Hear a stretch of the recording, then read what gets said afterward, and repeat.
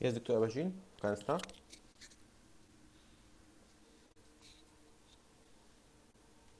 Dr. Abajin, unmute yourself and start, please.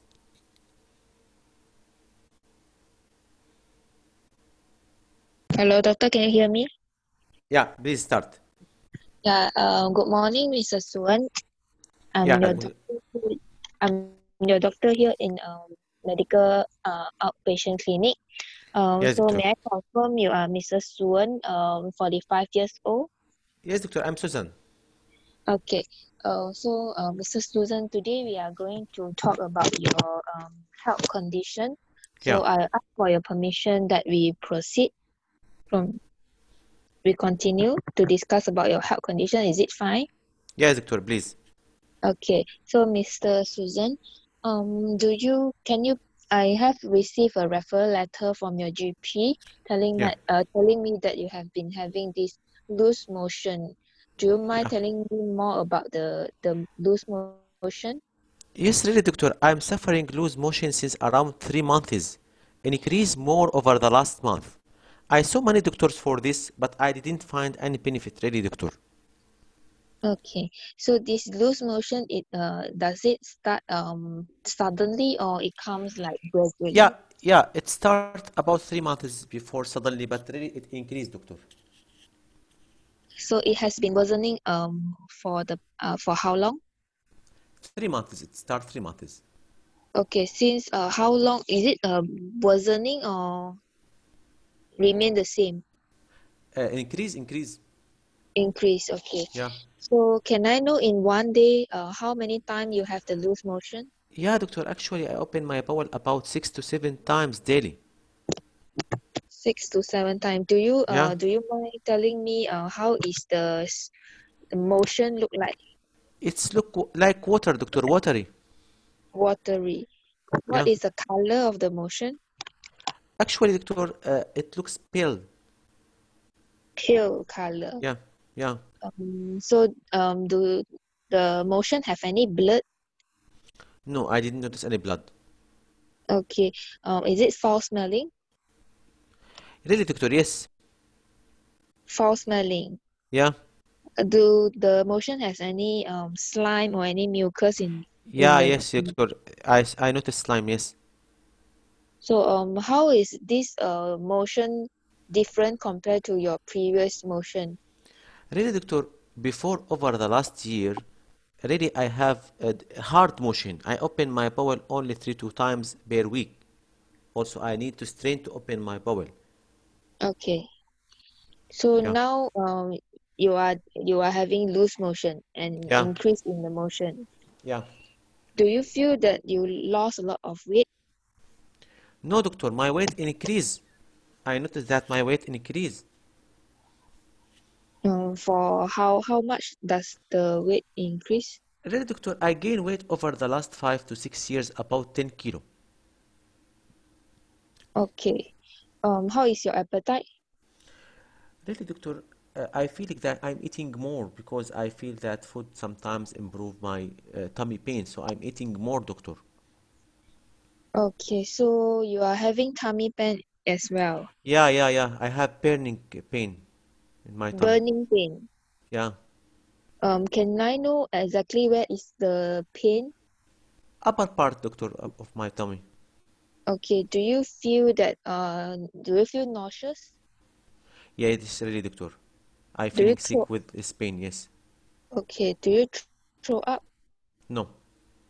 How is does the pain go any other part of your body? I mean your tummy? No, doctor. Only in my, I mean, the upper part of tummy. Do you have any acid taste in your mouth? No. Do you have like you feel full even though you have eaten just a little bit? No, doctor. Does the food that you have swallowed come back up again? No, doctor. Do you have any difficulty in swallowing? Do you have any pain? No, doctor. Okay, did any of your family or friends that tell you that your eye is getting a bit yellow? No. Okay, so Other than tummy pain and also your change in your loose motion, what else that do you have? Like what, doctor? Okay, so do you have any joint pain? Yes, doctor, I have pain in my knees, yes.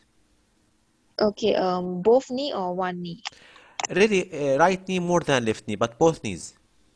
Both knee. Yeah. Is there But the any yeah. right more, right one more.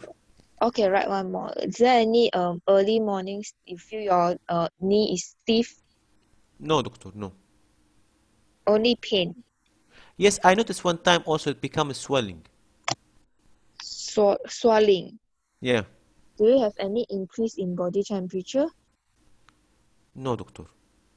Okay, swelling. When was the knee swelling? About 1 month before, I saw my GP. He told me maybe this is due to osteoarthritis or like this. He gave me some anti medication. He told me anti-inflammatory and also give me gel. I'm feeling better now. Okay, so do you feel pain with the joint, the swelling? Yeah, yeah. Is it warm on touch? No, Okay, so any back pain? no back pain, doctor. Okay, so um for sorry for asking you again for the loose motion, do you notice it as any association with any food intake, any particular like rice or any oats? No, doctor. Okay, so I'm going to run through a series of question for you just to make sure that everything is, I mean, I didn't miss out anything for you. Yeah, yeah, doctor. Okay, is that right? Yes, doctor. Okay, do you have any headache? Yeah, really, doctor. I'm suffering headache since long time. Okay, how is the headache? Where is the headache exactly? Really, doctor, affect the front area and behind my eyes. How is the pain like? Is it like bend a tightening band like sensation, or it's It like looks throbbing, it's looked like dull egg, doctor. dull ache Yeah. behind the eye? Yes, and the front area also. Do you have any redness of your eye or tearing of your eye? No redness in the eyes, no. Okay, is it the headache is becoming worse? Really, doctor, I cannot recognize anything can worse it usually. Okay, how does the headache usually how do you recover from the headache?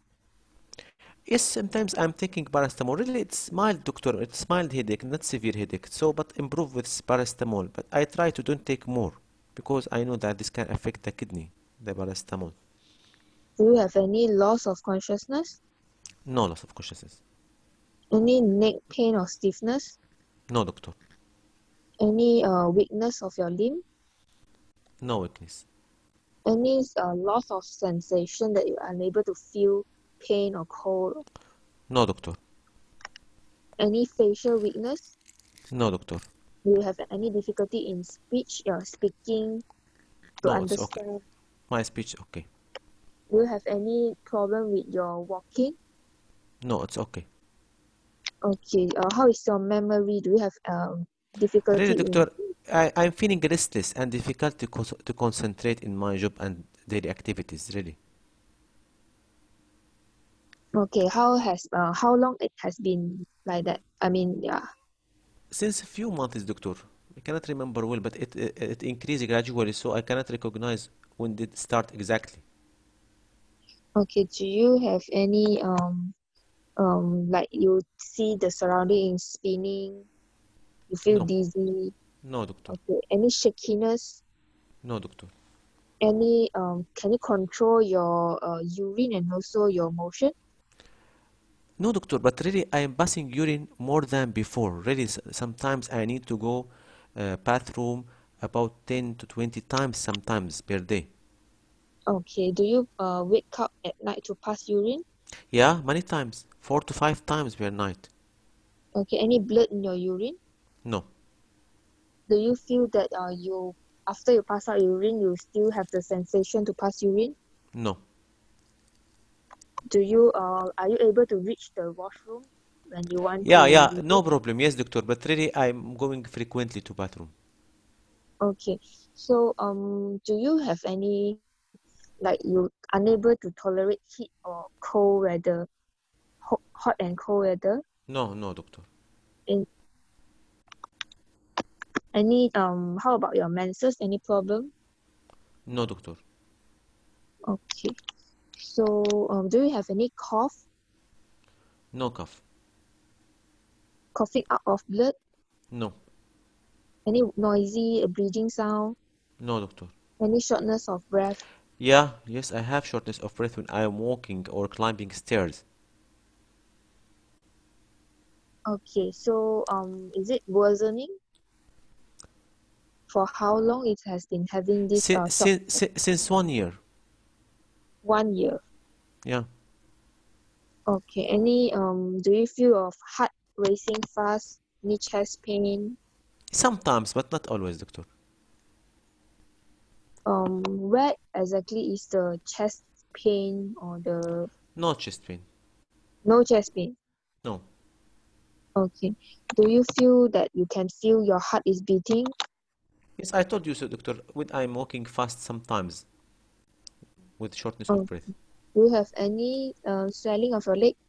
Yes, I have mild swelling in my legs. Maybe because the medication my GP told me that this may be due to amlodipine that I'm taking. Okay. So the amlodipine, is it newly added? I mean newly prescribed by No, your I took about now since 4 or 5 months or more. oh, okay. So the swelling, can you when do you try to press the swelling, is it then become Yeah, yes, doctor. okay? Um, do you have any previous other Two, than 2 minutes. Yes, doctor. true? Okay. Do you have any do you other than the the high sugar level and also hypertension, what else Yeah, that you have previously? only hypertension and diabetes. How is the control like? Really, doctor, it's difficult to control it. Okay. The diabetes, may I know you are taking your medication orally or by injection? No, orally only. Orally only. Yeah, Do you remember your HbA1c in the last clinic visit? I remember that last one. It was 8. 8. Yeah. How about your hypertension, your high blood pressure? Uh, Really, doctor, not controlled. Always when I check it, 160, 150, 170, like this. Okay. Do you feel what medication you are on other than the amlodipine? I'm taking also Brendopril, 10 milligram. Only Prindopril and amlodipine. Yeah. Okay. Do you feel you are feeling like hot rashes or anything like that? No, doctor. So what is your concern? May I know? Doctor, really, I also always when I see my face compared to the old photo, I see my face it's look bigger than before. Also, I need always to change my shoes because the size of shoes become uh, small. So really, I have also concern about this. So what can be this, doctor? You mean your shoe size becomes smaller Yeah, yeah, I need to change always. and also your appearance is Yeah, different. when I saw old photo, I feel the appearance is different, doctor. Really.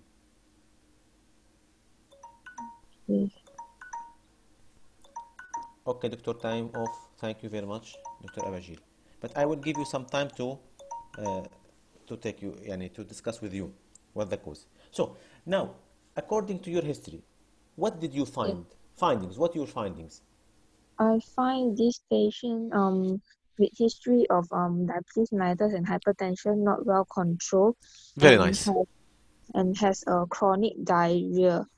Mm, Diarrhea, chronic there is diarrhea. also increase in weight Yeah, and also tummy pain yeah. with What tummy pain? What polyuria this and tummy pain? What this tummy pain?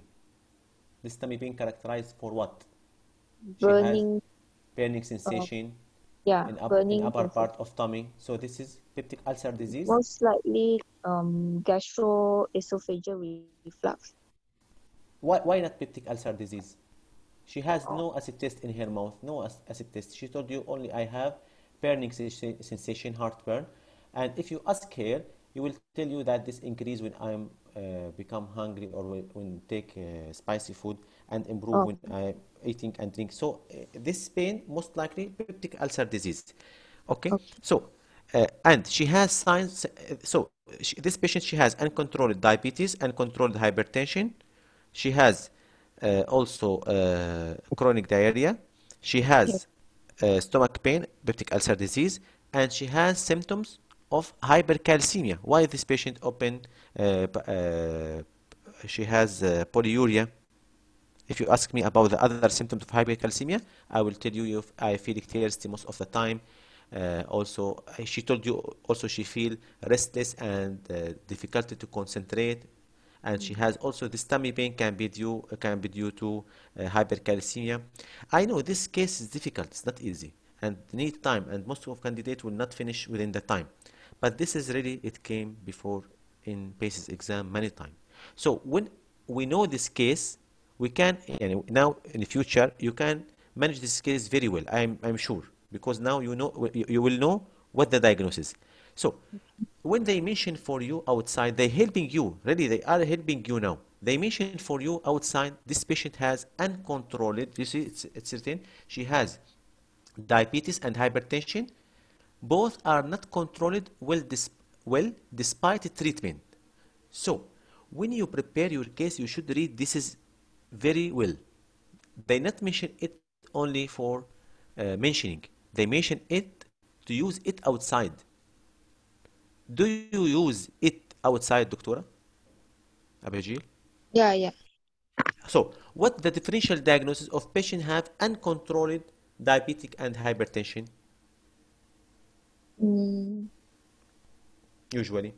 We have Cushing disease, yes, we have acromegaly. yes. Yeah, this both disease can cause uncontrolled both uncontrolled diabetic and uncontrolled hypertension. Both disease can cause these symptoms. There are other diseases, but usually these two diseases can cause both. Okay, so Okay, outside you should know, you should put in your mind this patient has symptoms of uncontrolled hypertension and diabetes. So maybe she has acromegaly or maybe has Cushing. For me, how can analyze these symptoms? This patient has uncontrolled hypertension and diabetes, so maybe acromegaly and maybe Cushing. Okay, I put on the side. And this patient has chronic diarrhea. What the cause that can cause acromegaly or Cushing with chronic diarrhea? What the disease can cause this one? If you have no idea, no problem, because they are here to learn. I'm So, not sure. yeah, uh, we have disease called min 1. Min 1. Multiple neoplasm, min 1. Okay? Yeah. So, we have disease called min 1. What this mean one? Min 1? Multiple endocrine neoplasia 1. What the component of this disease? Pituitary. Yes, hyperparathyroidism. Okay. Okay? The other, Pituitary involvement. pituitary adenoma, either growth hormone or ACTH or prolactinoma. Okay? And the third one, what this can be? Um, The common one. There are many tumors, but the commonest, Pancreas involvement. yeah, Zollinger-Ellison syndrome. Zollinger-Ellison syndrome. This is usually gastrinoma. Okay, but we can see other types like insulinoma, VIPoma, glucagonoma, carcinoid tumors. All these can be seen, but really the most common one it is gastrinoma that cause disease called Zollinger-Ellison disease. طيب Zollinger-Ellison disease, what are the symptoms of Zollinger-Ellison disease or syndrome? Peptic ulcer. Multiple peptic Yeah, ulcer. very nice. So the most common cause is peptic ulcer disease usually difficult to control. Yeah, the patient maybe take PPI but he relapsed or sometimes not improved with BBI. So refractory peptic ulcer disease. Refractory peptic ulcer disease. This is the first one. Not the patient will not improve usually with PPI, or if he improve, improvement will be low. Two, so refractory peptic ulcer disease. Second one, Um, Insulinoma. no, I mean Zollinger Ellison component. Oh, I'm not sure, doctor. Diarrhea will cause diarrhea and abdominal pain. This is the two component of the disease. Okay, so Okay. so we are here. The patient has manifestations of acromegaly. He told you later on. He have change of the facial features, increase the size of shoes. He has uncontrolled hypertension, uncontrolled diabetes. Okay, and he told you also I feeling shortness of breath when I'm walking, and also I have edema in both lower limbs. For this patient can be has cardiomyopathy due to also acromegaly. He told you that I have knee with swollen knee. So this patient who also maybe has pseudogout. This is as also manifestations of acromegaly. So really this scenario is not easy, but it came many times. And in the future, I am sure 100% that you will do it 100%. When you see outside patient has uncontrolled hypertension and diabetes, and he has chronic diarrhea, so the diagnosis will be very easy for you. So this Oh, patient has main one, she has acromegaly manifestation, she has Zollinger-Ellison syndrome, she has manifestations of hyperparathyroidism as polyuria and polydipsia, and also confusion, as she told you, difficulty to concentrate and restless, and she has also, as we know before, hypercalcemia can cause peptic ulcer disease also. Okay, so what investigation you will do for her? Now you are know the diagnosis. So what you will do for her? I will do see Yeah, cortisol level, growth yeah. hormone, Growth. IGF, We will do growth hormone only. insulin like Yeah, growth factor. very nice. One, insulin like growth factors one, or you can for diagnosis growth hormone suppression test. Okay. Okay. What else we will do? OGTT, Okay. oral glucose Yeah, tolerance test. Yeah. yeah. This is what's called also a growth hormone suppression test. Same one. Yes, you are Oh, right. okay. What Okay. else? What else? And also thyroid, all the thyroid B function tests. Yeah, BTH, you will do BTH also. Calcium and BTH, corrected calcium and BTH, because this disease can cause hyperparathyroidism. طيب, for gastrinoma, what you will do for gastrinoma? Gastrin. Yes, because this patient, we told that she has Zollinger-Ellison. Zollinger-Ellison caused usually by gastrinoma. So what you will do for her? Fast, fast, OGDS. fasting serum, fasting gastrin level. Okay. Okay. Also, this patient need to do abdominal CT, because how can diagnose gastrinoma? We need CT abdomen with contrast. We need to do also neck ultrasound to see parathyroids. We need to do pituitary MRI. Okay, because she has manifestations of acromegaly. How can treat the patient with acromegaly? Acromegaly, the first line treatment usually is by giving by surgical Yeah. What's the surgery? What's called? Usually the transsphenoidal. Uh, hypophysiectomy. yeah. Yes, nice. Okay. Uh, do you have any idea about the medication can be used sometimes as adjunctive therapy, or if the surgery is contraindicated? The ketoconazole No. or bromocriptine. Yeah, bromocriptine, you are right. Dopamine agonists like gabergoline or Yeah. bromocriptine. And what else? I'm not Somatostatin analogs, okay. octreotide. Also, what else? Growth hormone antagonist, big vizomant. Really, this medication, you should review it. Why? Because acromegaly in station 5 very common in exam, in PACES exam. Acromegaly very common in PACES exam as station 5, especially in some centers. So it's very easy to diagnose it when you see the patient has cross features of his face, and he has also all manifestations like uncontrolled diabetes, uncontrolled DM, headache. And really, this patient, you ask me about if I have gritty eyes or redness, ma? Yes, but Yes. you don't ask me about vision. You see, very, very important. When the patient has headache, you should ask about uh, acuity, vision acuity, not only redness of the eyes. Because if you tell me you have a redness, no, I have no redness of eyes. I have no, but I have blurred vision. You don't ask me about blurred vision. You ask me about gritty eyes and redness eyes. So you should ask about blurred vision when any patient have headache.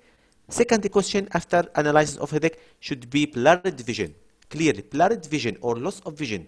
Here the patient will answer you. Other than will not answer you. Be sure. Redness of the eyes? No, I have no redness of the eyes. I have no gritty eyes, but I have blurred vision. So, the next question. For Zollinger Ellison, how can manage it? Proton pump inhibitor, Yeah, but usually the patient usually not improve well. What else? Also somatostatin analogs like octreotide. Okay? So this yes. octreotide can be help in acromegaly and can be help in gastrinoma and also surgery. Also surgery can be considered because also it's tumor, so can be considered. So last question, as I mentioned for you before, what tumors can be seen in patient with MIN-1? What tumor can be seen? Yeah, in pain, Um, we mentioned it before. We can see, Parathyroid adenoma, yeah, and then pituitary adenoma, yeah, gastrinoma, insulinoma, very nice. Vipoma, and vipoma, VIPoma, okay, and glucagonoma. So, before, and this is mentioned in all all PACES books, it's mentioned. For any patients have manifestations of Cushing disease or patient have manifestations of acromegaly, you should ask some questions to rule out main one. This question usually, do you have any change in your bowel habit, like chronic loose motion?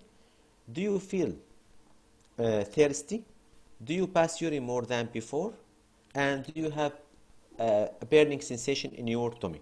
This is 4 questions should be asked for any patient, especially in station 5. In station 5, if you have case of Cushing or you have case of acromegaly, you should ask about this 4 questions to rule out that this patient has no main 1.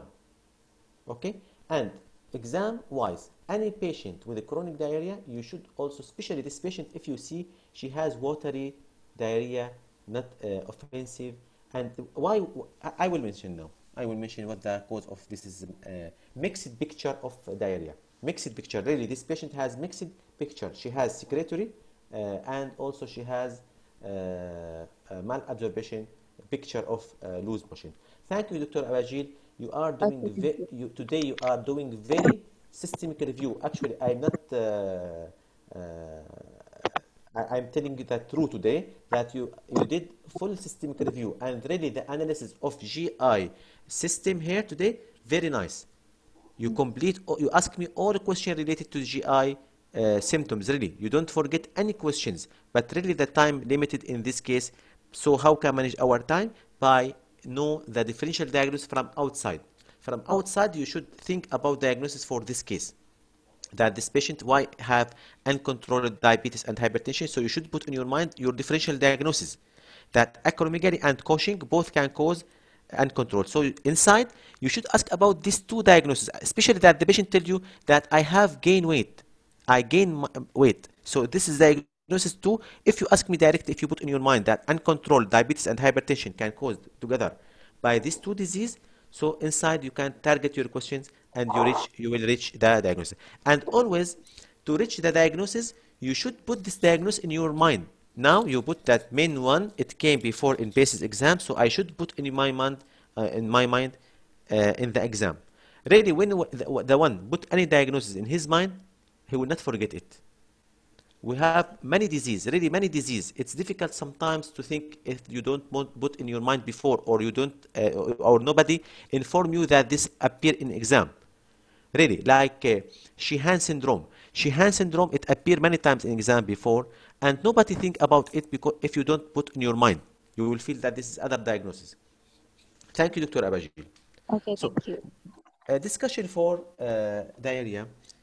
First of all, how can any patient for diarrhea, you should ask Dr. the Hassan, patient. can I ask you just one question before you Yeah, proceed, please? please. Confused me. The Zollinger-Ellison, you said it's not only with peptic ulcer disease, it's come with chronic diarrhea. Is it that? Both, Why? refractory, it cause refractory peptic ulcer disease and chronic diarrhea. Gastrin, the gastrinoma, Because what I thought... yes. Oh, yeah, and gastrin, because of the gastrin. Yeah, gastrin substance cause water emotion, cause secretions. Why there is a malabsorption feature? So this is the two component of the Zollinger-Ellison. yeah. You should know it, And that what the manifestation of Zollinger-Ellison, these two, refractory peptic ulcer disease and secretory diarrhea. And why you said in the investigation, why did you said so you said fasting gastrin level to rule out Zollinger-Ellison, yeah? Fasting gastrin level. Yeah. That's enough. That's enough. and secretin. The other substance, it's called secretin also. I'm not sure how this is secretin. Also, it's mentioned that also we can be high, this substance also in the Zollinger-Ellison. But the diagnosis should be also by abdominal CT. Sure. And ultrasound thyroid. So you will discuss that about it, sir? We'll tell us Parathyroid, about. yes, we should do Parathyroid or ultrasound or thyroid? Neck ultrasound. Tell the examiner neck ultrasound. I will do neck ultrasound. Neck ultrasound. Okay, sure. Yeah. Thank you. So, any patient with chronic diarrhea or chronic diarrhea, we are now talking about chronic diarrhea because acute diarrhea is different. Onset, course, duration, and previous attack. Finish. This is all symptoms in exam. You should ask about this: onset, course, duration, previous attack. The most important questions, previous bowel habits. And thank you, Dr. Abajid, because you asked me this question. Because this patient before has constipation, she has not normal motion. So very important question, previous bowel habit. How is different from your usual bowel habit? You should ask the patient these questions. How is this different, these symptoms, from your usual bowel habit? This is the most important question when approach patient with any symptoms. If the patient tell you, I have shortness of breath, how is this different from your usual breathing? Why? Because maybe this patient, he has shortness of breath since long time, but now increased. Now he start to seek medical advice. The patient has headache. Maybe the patient has headache since long time. So you should ask this question. How is this different from your usual headache? How is this different from your usual bowel habits? So this is the important question. Then, provoking factors, especially the food here. Does it increase with specific food? Don't ask about rice. Dr. Abajid asked me about rice. Not rice. You should ask about pasta, pizza, beer, milk. Why milk? Milk because also, as we mentioned, lactose intolerance. And does it improve with fasting? Does the symptoms improve with fasting? What's the benefit if the patient symptoms improve or not improve with fasting? As we know that if the patient has secretory process, so will not improve with fasting, like this patient in Zollinger-Ellison. So if the patient has secretory process, usually not improve with fasting, while if the patient has osmotic process, like in patient with diabetes mellitus, usually improve when the patient fast, or like patient with also inflammatory bowel disease, usually the patient if fast also he will improve. But patient with secretory process will not improve, the symptoms will not improve with fasting. Even he fast, he has diarrhea. Then ask about night symptoms. Do you awake at night because would you open your bowel? Would you or do you awake at night to open your bowel? This is very important because also this is give alarm symptoms that for organic cause. Then ask about back passage. Color, is it pale or black? Consistency, it's loose or watery. Amount, is it offensive? Difficulty to flush? Is there any blood? Mucus? Fatty or greasy? Urgency, urgency or loss of control. Here, when you ask this question, you should tell the patient, I'm sorry, I want to ask you if you lost control of your back passage. And then tenesmus. Tenesmus, we know that when you have finished to pass stool, do you have feeling that you want to pass more stool? Then go to associations. Full GI history. Full GI history. Like now, Dr. Abajid asked me all the questions. Difficulty of swallowing, acid test, do you feel full just eating? Does the food come back up in your chest when you just eating? Ask about burning sensation or heartburn. Ask about tummy pain. Ask about yellowish discoloration. Ask about also what we call difficulty of swallowing. We mentioned it. Okay. Then, as I mentioned for you, large volume of watery stool unaffected by fasting. So this suggests secretory process like gastrinoma, like vipoma, like carcinoid. Also carcinoid come on in exam, and diabetic autonomic neuropathy also can cause this picture. So secretory process usually cause large volume of watery stool unaffected by fasting. And malabsorption, as we know, malabsorption cause steatorrhea, that passage of pale greasy stools, and difficulty to flush. In Zollinger-Ellison disease, usually cause mixed picture, of secretory and malabsorption. So this patient has watery stool, has pale stool, offensive, and difficulty to flush. So in Zollinger-Ellison, you can see both together. Symptoms of acromegaly, as we mentioned before: headache, bitemporal hemianopia, uncontrolled diabetes and uncontrolled hypertension, pseudo-gout, cardiomyopathy, sleep apnea, can cause also colon polyps and goiter. Difficulty to control diabetes, always to put in your mind: acromegaly, Cushing disease, hematochromatosis, chronic pancreatitis and cystic fibrosis, medication like steroid, cyclosporine, tacrolimus, and it may be the patient not compliant to diet and medication. Difficulty to control hypertension, but again, Doctor, what's the differential diagnosis of uncontrolled diabetes again?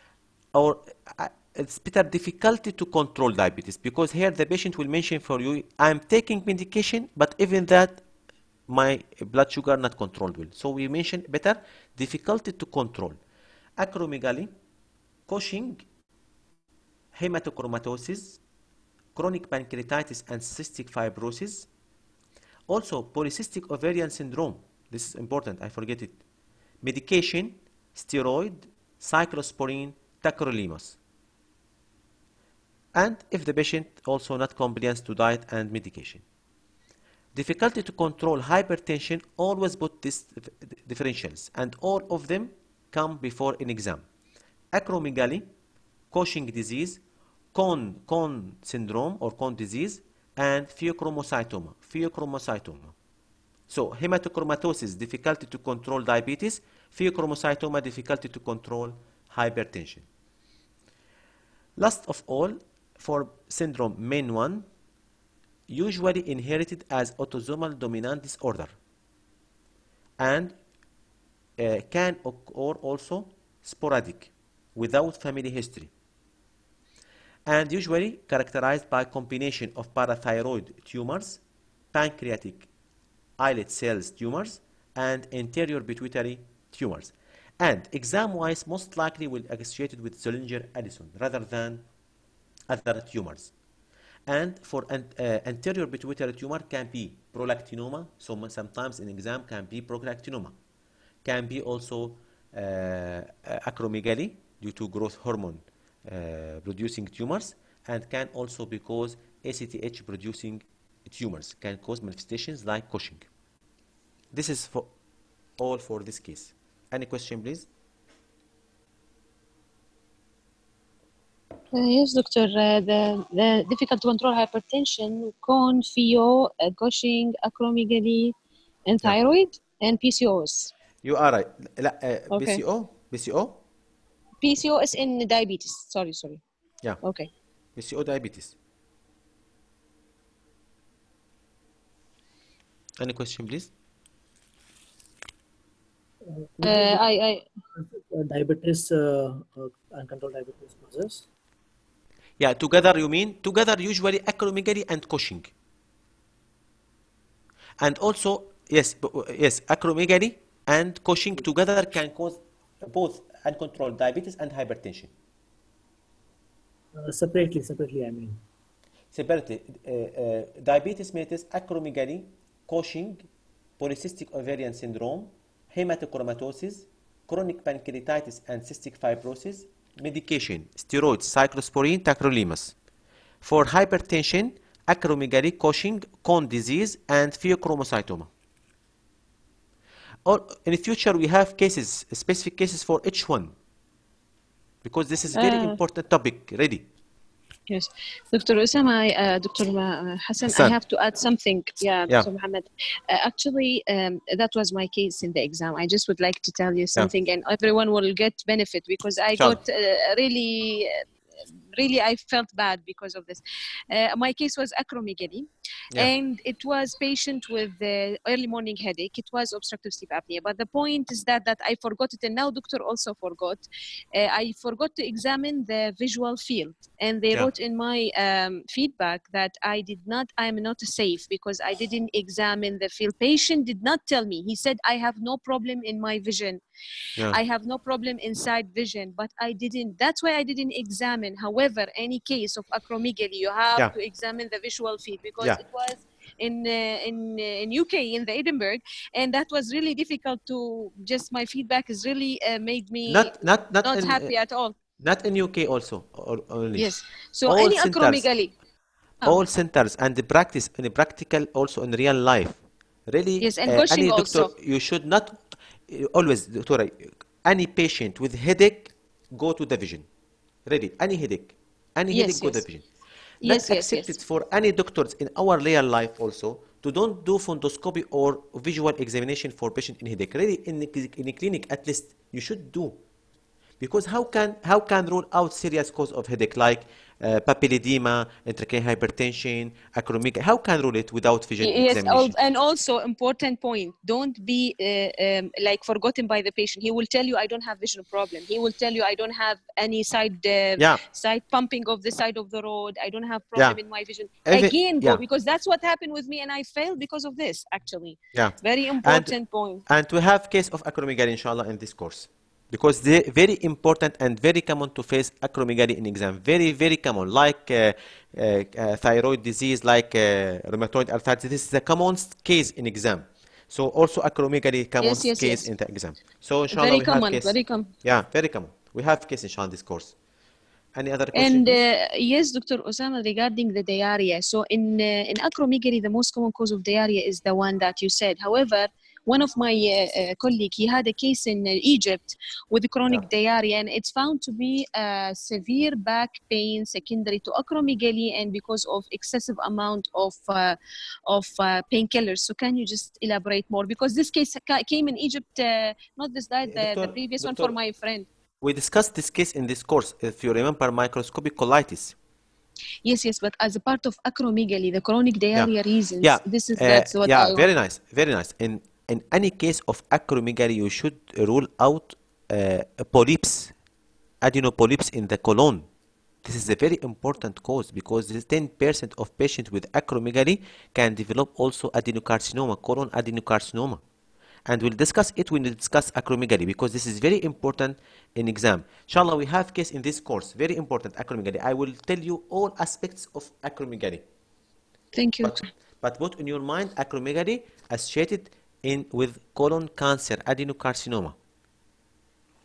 So this is very important question to ask about the change bowel habits, about bloody motion in any patient with acromegaly, because about 10% of patients have polyps can transmit it to malignancy.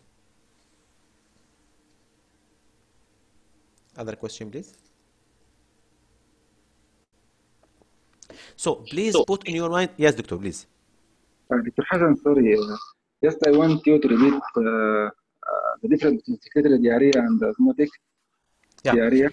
Secretory diarrhea, the patient usually has large volume of watery stool, unaffected with fasting. So this secretory process usually causes gastrinoma, like in Zollinger Ellison, VIPoma, carcinoid, diabetic autonomic neuropathy.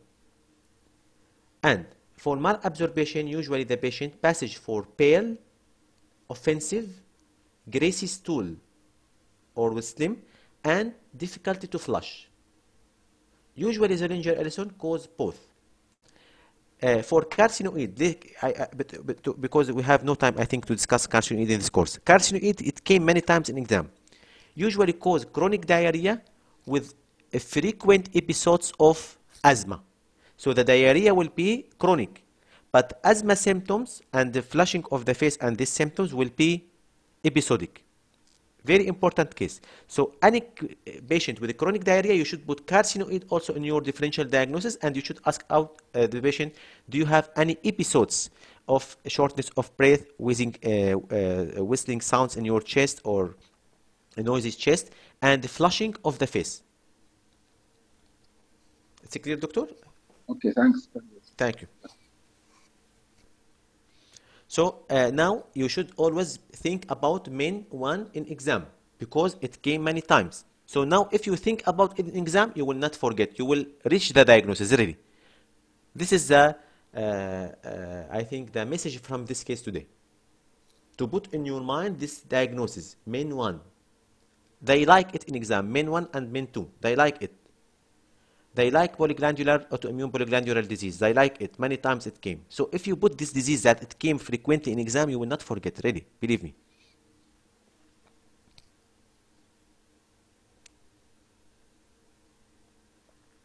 We can shift to second case. Dr. Sami, you are here today or not? Hello. Hello, Dr. Sami. Yeah. First of all, sorry for being absent for. No problem. Yeah. This is your right. But yes, I have really very tough duty. Yeah. We record case for this reason, really. We record this case because we know that any one of us can be busy with duty and with call.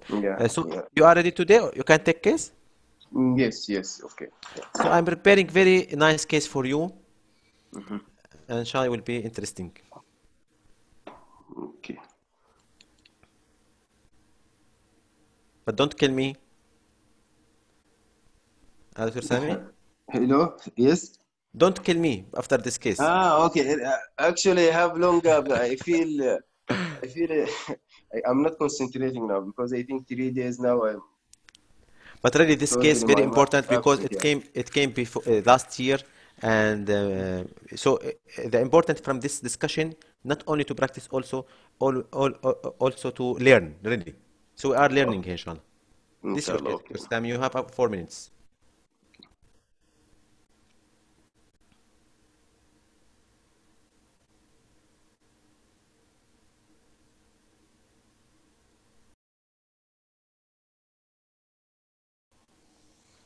If you are ready, Dr. Sam, you can start, please.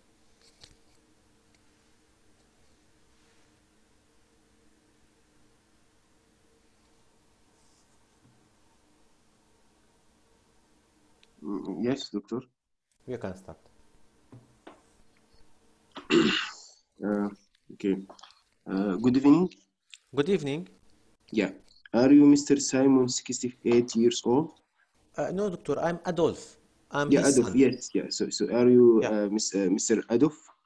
Yeah, I am Adolf, doctor. Yeah. Mr. Adolf, I'm Dr. Simon of the medical team in the brain tumor, in the brain clinic today. Yeah, yes, doctor. Okay. Are you next of kin of Mr. Simon, Mr. Yes, doctor. Adolf? I'm his son and next of kin. Okay. And he knows that you are going to discuss with us regarding his condition? Yeah, yeah, doctor. He told me to come here and discuss Okay. with you. Okay. Mr. Adolf, how do you know, how much do you know about your father condition so far? Actually, doctor, my father has disease called Parkinson disease since more than 10 years. At the Mm-hmm. early years of disease, my father was doing very well with medication. But Mm-hmm. unfortunately, since 2 years, his condition worse, even with treatment. The brain doctor tried many times to increase the dose, but really, doctor, he returned to worse few months after adjustment of the dose. Nowadays, the sickness is persistent all the time, doctor. So I came here today to know what we can do for my father. Mm-hmm. Yes. Okay. Okay, Mr. Adolf. And what do you expect from our meeting today? Yeah, doctor, I expect that you will add a new medication can help him. Mm-hmm. Yes. Okay. Okay, Mr. Adolf. Yes, your father, he has a condition, as you said, which is called Parkinson disease, Yeah. which is there is some deficiency in some substance in the brain which control body movement and in your father. So your father, he has some abnormal movement, some slowness in his movement, and some stiffness, and Yes. all that because of this deficiency of this substance. And the doctors and the medical team, he start him on medication to improve these symptoms, and they give him already the maximum dose of this medication. Yes. But unfortunately, this medication seems doesn't help too much for his condition. Okay, Yeah. okay, Mister. So the medical team and our consultants, which is brain doctors, he decide that your father, he might need some procedure to make Procedure? him good. Yeah, yes, Yeah. What yeah, is procedure, doctor? yes, yes, yeah, yeah. This procedure is called deep brain stimulation. Okay. Yeah. Yeah, let me to explain for you this Yeah. procedure. Okay, if Please, you don't doctor. mind. Yeah, I'm going to draw for you also. Actually, this procedure, there is they are going to place some electrode in the brain, which in the right side and left side also of the Yeah. brain of your father, and they are going to connect this electrode with some wire and to connect it to the battery which is going to placed in his chest. So But doctor, really, it looks complicated. The surgery, you need to open his brain? uh, actually it is not just this it's go procedure is going to be done under Yeah. someone who's expert and Yeah. is going to do sometimes it can be done by local anesthesia, which is we're going to give your father some medication to make him relax. And Yeah. then, yeah, first of all, before this procedure, we are going to do some blood test to make that your some imaging also to his brain to make sure that your father is safe. To make sure that this procedure is safe to be done for your father. Okay? So, Yeah. doctor, really, it looks complicated, and I afraid that this can cause complication. You can tell me, doctor, what complication can be occurred by the surgery? Yeah, yeah, yes, yeah. I'm going to tell you, and yes, let me yes, let me to explain for you first this procedure. Do you get my Yeah. message? Yeah. Yeah, I get, doctor. I So get it that you will connect some yeah, electrodes inside the brain, and yes, this will connect yeah. it with the machine outside. Yes. Yes, yes, yes. Okay. Yeah. Actually, there is as you know that all most all procedure has some bad effect or side effect, but it's Yeah. really it seems to be rare. It's very rare. Like it can be there is some bleeding, which it can if happen it can be controlled immediately by Yeah. medical team, and Yes. sometimes yeah yeah. there is maybe some infection, and also rare it can be some abnormal movement or fits or stroke, which is very rarely. Yeah.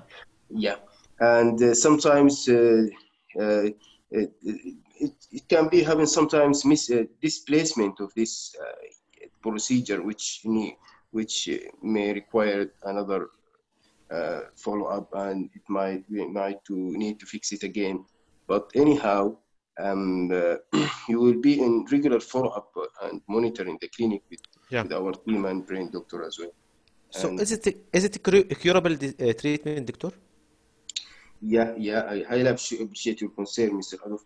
Actually, really, it's not curable, but it's going to help us more to control your father's symptoms. And even Mr. Adolf, uh, we need also to continue the medication Yeah. which your father is taking. So But doctor, this person, yeah. do you feel that this is a benefit that my father can gain from this surgery will overweight the complication, especially we are talking about brain? Yeah, Mr. Adolf, I appreciate what you're saying. Actually, the benefit and advantage of this procedure, it's Yeah. outweigh the risk. So if we outweigh the risk and benefit, really the benefit is more for your father because the So complication, doctor, yeah. yeah. But why nobody before mentioned this for us? Why did they leave my father suffering for a long time? Yeah. Um, yes, actually, actually, the fairest of all, most of the people with Parkinson's disease, they start them on medication, and Yeah. if this medication is helping them, so they will continue on that medication. But in some patients, in some cases, the medication is not helping, so that most of them, such people, they shift them Yeah. to this kind of procedure. So Yeah, this second step of treatment. yeah, yeah, yeah. And there is Yeah. also some side effect. Didn't tell you. Maybe sometimes there is some numbness and some, I mean, Yeah. anger or mood changes. But all this is really rare. And as I told you, we Yeah. are going to monitor your father and give him proper care of management and follow up Yeah. Yeah. regarding what. So, doctor, can this treatment improve my father walking because he's walking very slow now, and sometimes he looks like freezing? Yes, yeah. I appreciate your concern, Mr. Adolf. Actually, yes, this procedure is going to help his symptoms. It's going to help his slowness of movement, his Yeah. stiffness which he is suffering, and some abnormal movement. All these symptoms is going to be better than now. Really. Nice. So, my father, his back is curved forward. So, will this treatment improve his posture? Actually, no. This is. It seems. Sorry to tell you that. I appreciate your concern. It's this. It seems to be permanent. Sorry, damage for your father. Oh, oh, I'm Yeah, sorry for mom. yeah. So we need also we need to. We need to deal with him like that. And I need to ask you some question also regarding Yeah, your father's social history. yeah, please. With whom is he living? Your father. Really, doctor, he's living with me. Yeah. And so who's supporting him at home? I'm support him also, doctor, and the occupational therapist also help him to manage himself. But really, this Yeah. sickness affect him more nowadays. Yeah, so is affecting his daily activity as Yeah, and yeah, really, he cannot also manage himself, yeah, doctor. yeah. So that's also maybe after this procedure, and we are going also to involve also the social worker regarding that. Yeah. And what about job? Is he what is still No, is, doctor, he's not working nowadays. yeah. And is he drinking alcohol? Only occasionally, doctor, at weekend. Okay, yeah. Sorry, and is he smoker? Only 2 cigarettes, doctor. Okay, is he driving? No, he cannot drive, really. Okay. Okay, Mr. Ado. As I told you that your father is taking medication of Parkinson disease, which it seemed to be in the maximum dose, and really it showed no benefit. And so that's our consultant and brain doctors, he decide that we need to put your father in some procedure which is called the brain stimulator, and I have explained for you this procedure. Yeah. Yeah. Do you want to? Yeah. So can you tell me what did you get from our discussion today? Yeah, doctor, I get more, but I would ask you also some questions because Yeah. I should also explain to my father about this procedure. So, can the treatment improve his speech and drooling of saliva from his mouth? Yes, it can help some help regarding his drooling of saliva and that, but And speech as can more improve his speech because really since long time he's suffering from his speech. Nobody can understand him well. So can improve it? uh, yes, yeah. I think this speak it seems to be also, sorry to tell you, Mr. Adib, it seems to be also it's permanent damage really. Uh, So it's Okay. merely helping in abnormal movement, stiffness, and some swallowing and slowness in his movement. And this shakiness of hands will improve, doctor? Yes, it's helped with shakiness too much. Yeah, really. Yeah. So, doctor, when do you suspect that after this surgery can my father improve? He will improve directly or need some time to improve? Because Really, I know, yeah, yeah, appreciate the concern. Mister, we need to after we fix this procedure, we need to give him follow up after a few weeks and with doctor, and then uh, he he he will activate this procedure after that, yeah, and he will put him on regular follow up on that. And also, we need to follow him also regarding the procedure. We need to activate the battery every now and then, and this is it will yeah, be yeah. in the clinic. Yeah, in the clinic. Yes. Okay, doctor, I appreciate you. Thank you. Yeah. Yeah. Mr. Adolf, do you have any concern? Yes, doctor, if my father can he travel by airplane with this device? Yeah. Actually, Mr. Adolf, this regarding this question, I need to ask my senior and consultant regarding that, Yeah. and I will give you the answer as soon as possible. Okay, doctor. Thank you very much. Yeah, thank you. Okay. So, Mr. Adolf, 2 minutes, one minute, doctor. yeah. Do you have any other concern, Mr. Adolf? No, doctor. Thank you. I Okay. understood So, everything. yeah, I will give you some leaflet, and also we need for this procedure, sorry, to take a consent from your father. Yeah. Yes, doctor. I will try to explain him, and next visit will tell him about this. Yes, and he will. He can think about that, and if he decide to do it, it's okay. If he doesn't want and want to withdraw at any time, no problem. And also, I'm going to give you some leaflet and on you website, and you can watch some video regarding this Yeah. procedure. And your father also can watch that if he would like to proceed. And if you have any hesitance or question, you can contact Thank our. you very much, Dr. Sami. Full mark, Dr. Sami. Really full mark. Yeah, Nobody thank you. can decrease any mark for you now in this case. This difficult case. Full mark. Yeah, Why? thank you. Even if you don't explain well this procedure, you will take full mark. Believe me. Yani, I know that most of us have no idea about how can do this procedure. Yes, you are right. Yeah, yeah. And in the exam, don't shock it by this case. Like if you have any difficult case, don't shock. They want from you not to know how can do this procedure in details. Really, nobody, the Royal College know that most doctors have no idea about this procedure, how can be done.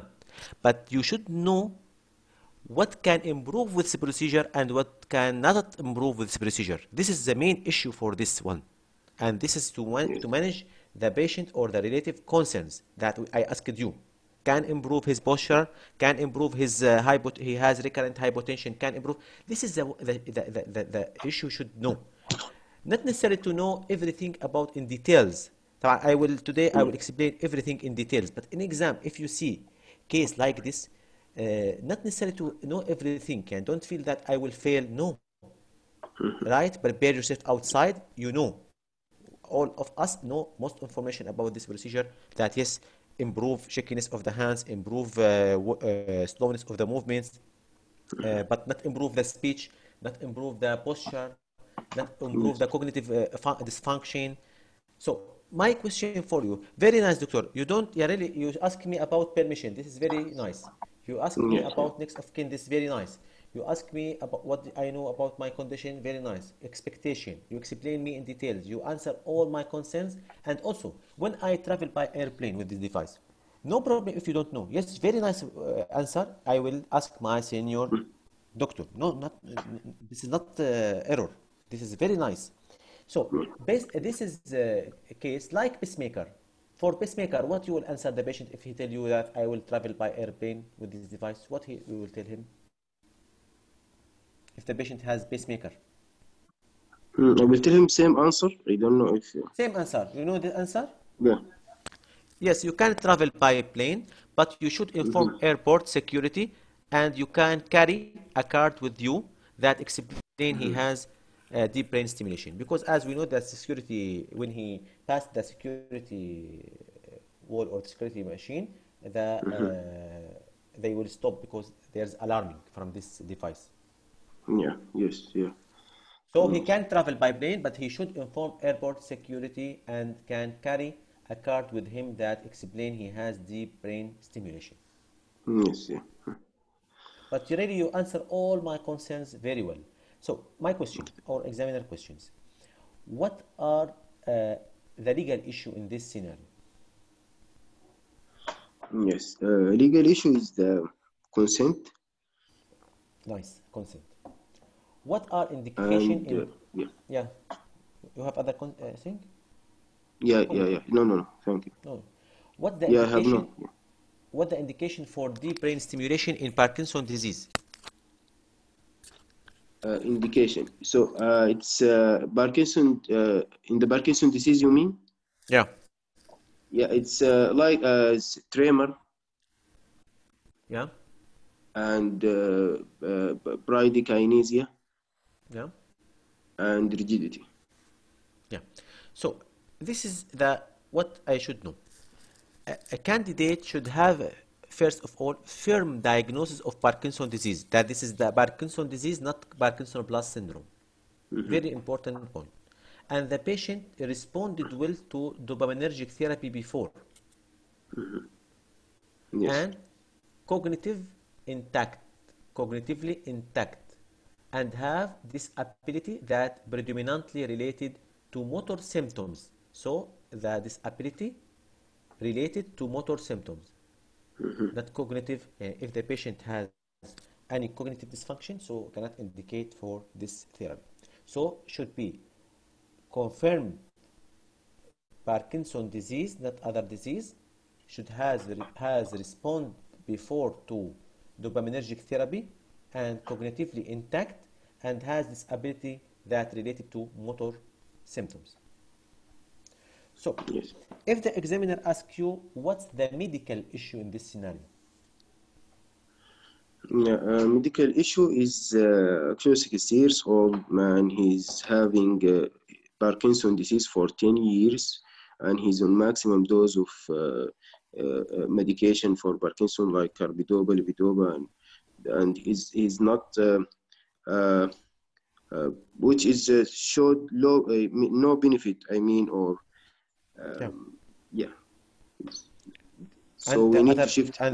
and the other medical issue here, Uh, yes, other medical issue is deep brain stimulation. yeah, deep venous. I'm sorry. We need to say yes. So this is what always in scenario, if the patient, if the examiner asks you what's the medical issue, you should mention for him, like we discussed before. If the disease, you should mention the disease. If a Yes, procedure, you should mention the disease and the procedure. If there is treatment, you should mention the treatment. So this is the medical issue. You should, what you discuss with the patient, what the medical issue that you discuss now with the patient. This is the aim from this question. Not only to mention for him that this 60 years old had Parkinson disease and don't complete. So now you mention only one medical issue. Second yes, medical issue, I discuss also with what you discuss with the patient. You should mention the examiner. I discuss Parkinson disease with him. I discuss deep brain stimulation with him. Okay. If there is Yes. treatment, I discuss the treatment with him. This is the medical issue usually. I discuss the prognosis of disease with him. So this is the medical issue. Okay. Yes.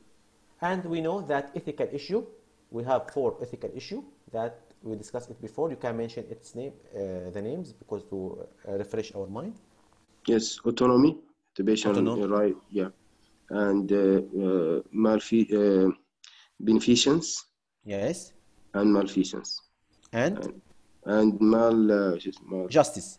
justice. Yes. Yeah. And for medical error, duty Medical of error, duty of control, duty of yeah. conduct.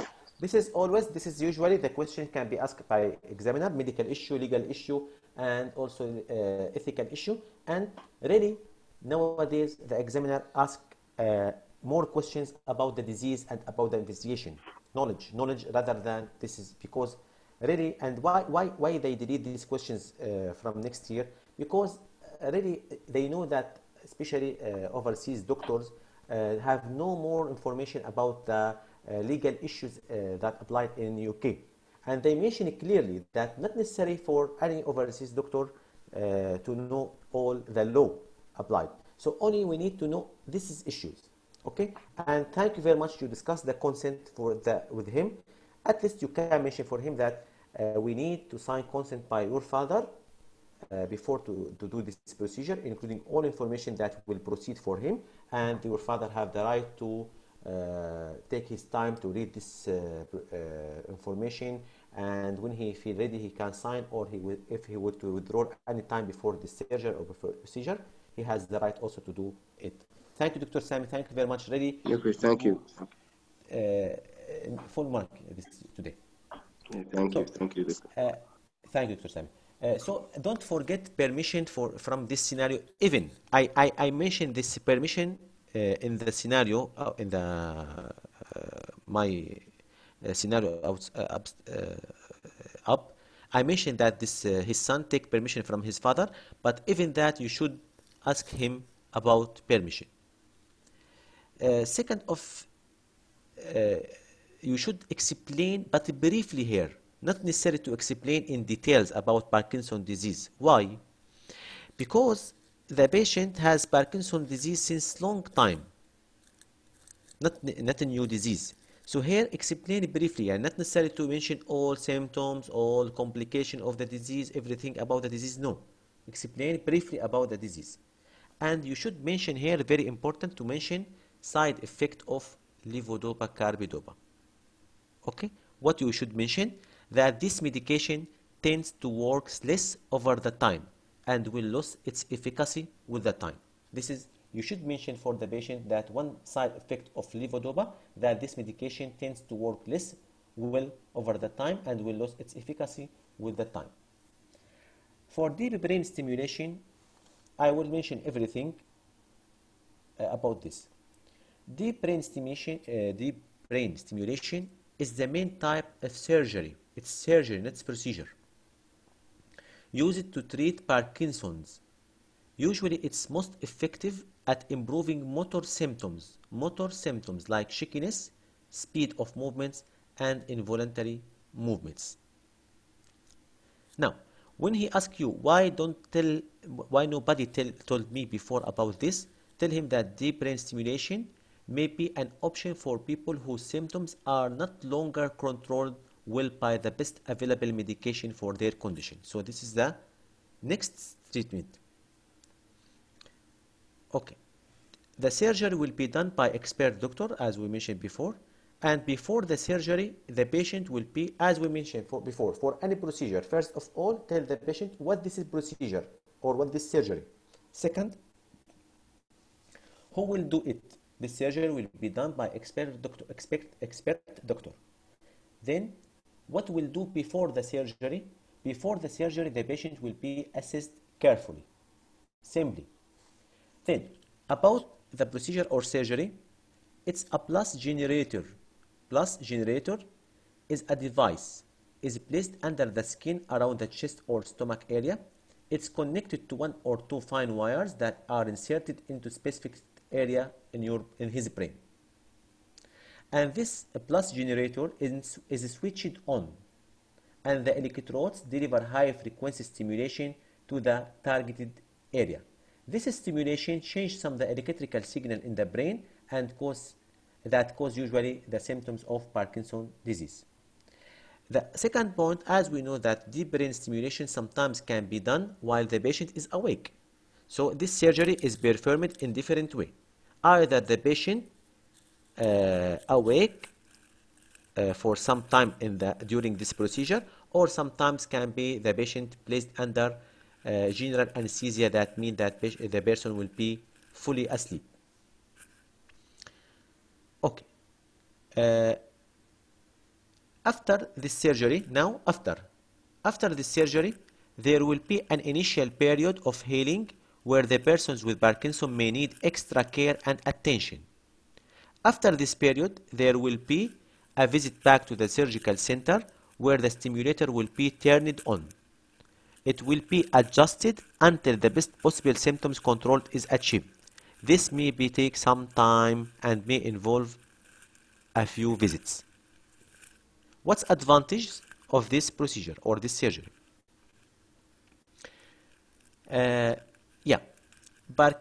First of all, Parkinson's medications can be significantly reduced. Yes, the patient will continue his medication, but really, usually the doses will be decreased.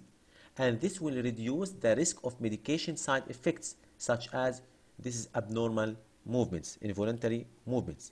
So this first advantage, that Parkinson's medication can be reduced. 2. It may give you some relief from non-motor symptoms such as sleep disturbance and pain. It may improve your ability to perform day-to-day activities such as feeding, dressing yourself, getting up out of the chair and walking. This will improve your independence. It may improve your overall quality of life. This is very important to mention for him, that what can be improved with surgery, because this patient has this ability. He's dependent now, so that this will improve your independence. What disadvantage? Disadvantage, not improve the speech. And deep brain stimulation will not improve speech, will not improve symptoms like stupid postural hypotension, constipation, memory, and cognitive dysfunction. So these functions will not improve with the brain stimulation, like speech, abnormal posture or stupid posture, postural hypotension, constipation, memory, and cognitive dysfunction, because this is the questions will be asked by the surrogate. My father has his speech is very difficult, nobody can understand him. Does this deep brain stimulation will improve him? I'm sorry to tell you that usually this is type of treatment will not improve the speech, because this is symptoms usually resistant to that treatment. Can improve his abnormal posture, also appreciate his concern. I'm sorry to tell you that this type of treatment will not improve abnormal posture, because it's considered permanent injury and this resistant to treatment. Also for postural hypotension will not improve with this treatment. And memory.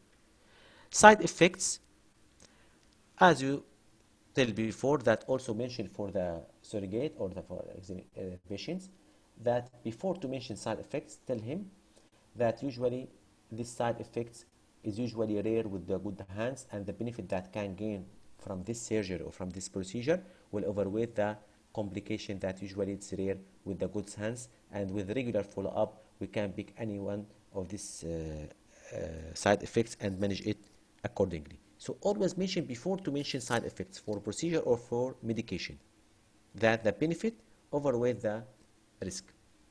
So the side effects, as we know, bleeding or stroke during the surgery.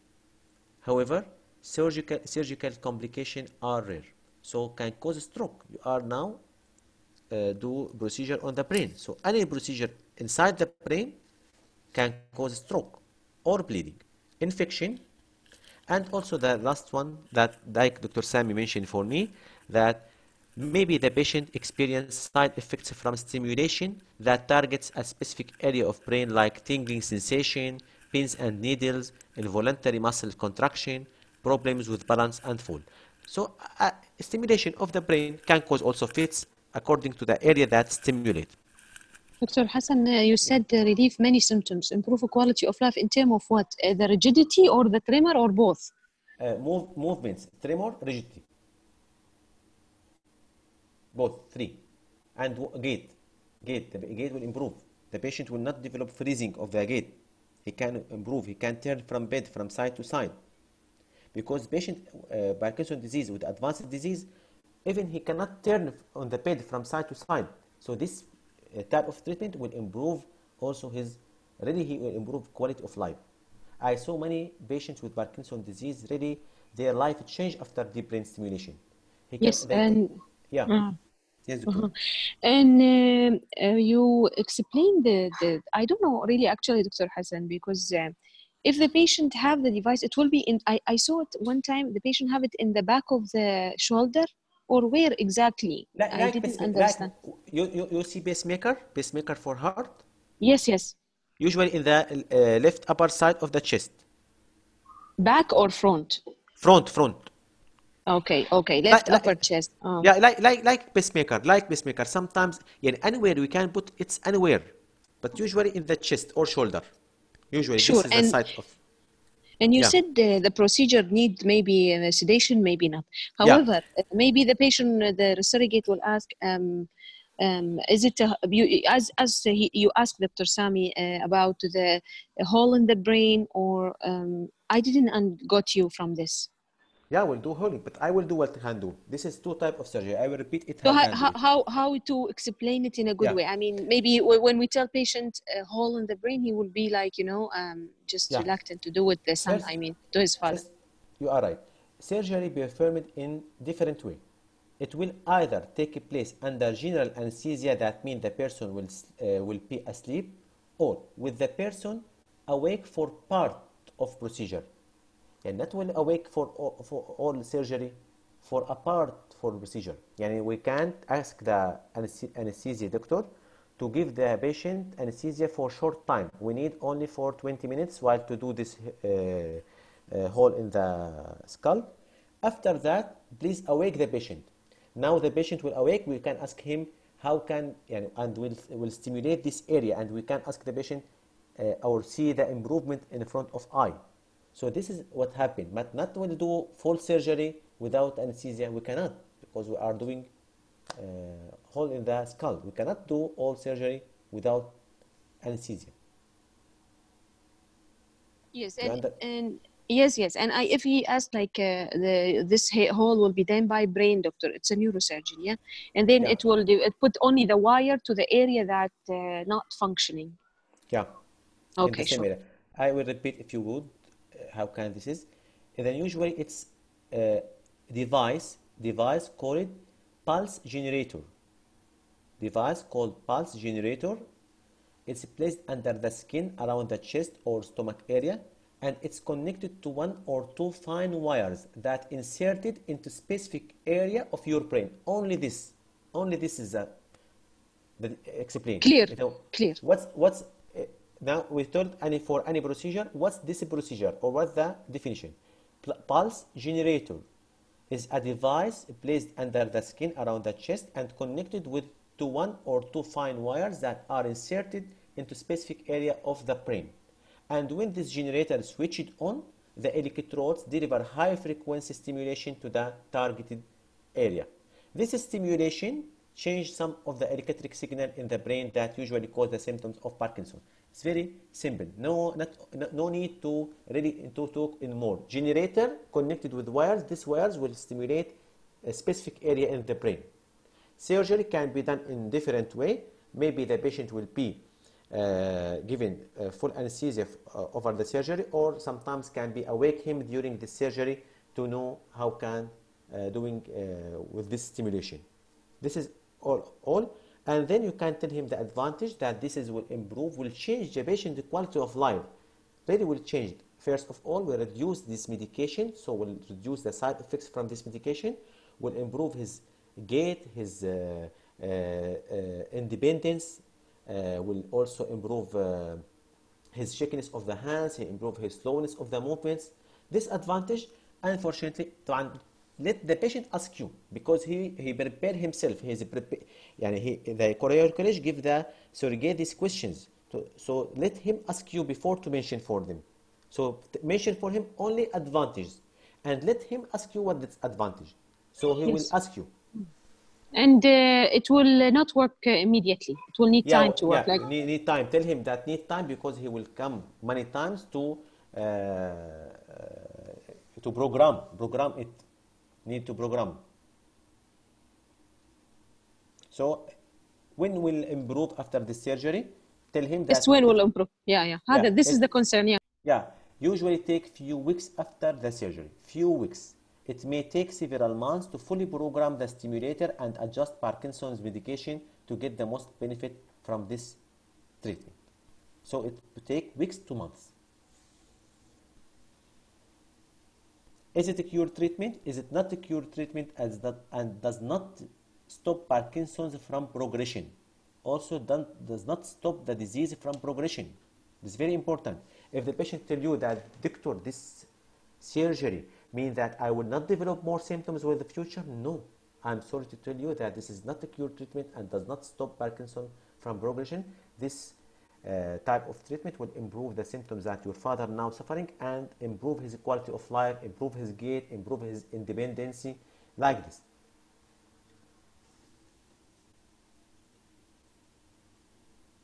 Really, this case came in Diet 1 2019, and most of candidates shocked. I don't know why. They have the right to shock it, really, because really nobody know much more about deep brain stimulation. So the candidate feel that this case very difficult that time, and they wrote on all websites, and that's this difficult case, very difficult case, and they have the right, I think.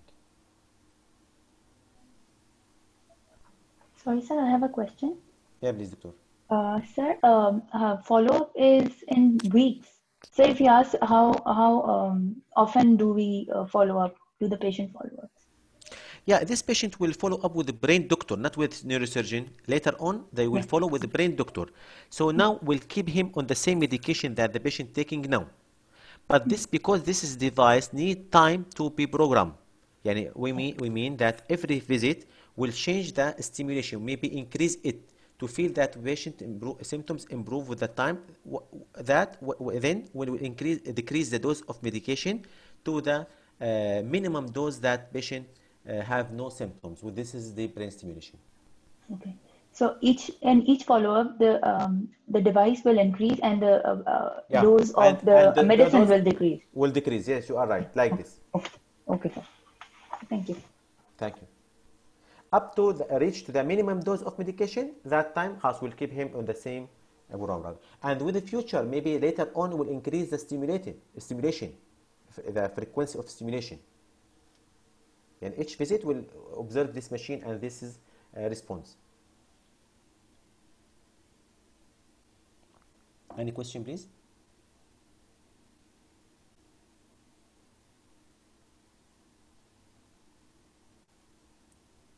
Okay, we can go to the third case, Dr. Abdullah, I think, today. No, sir, that's me. Dr. Rahina, sorry, because the mobile not front. Okay, so this third case, station 5.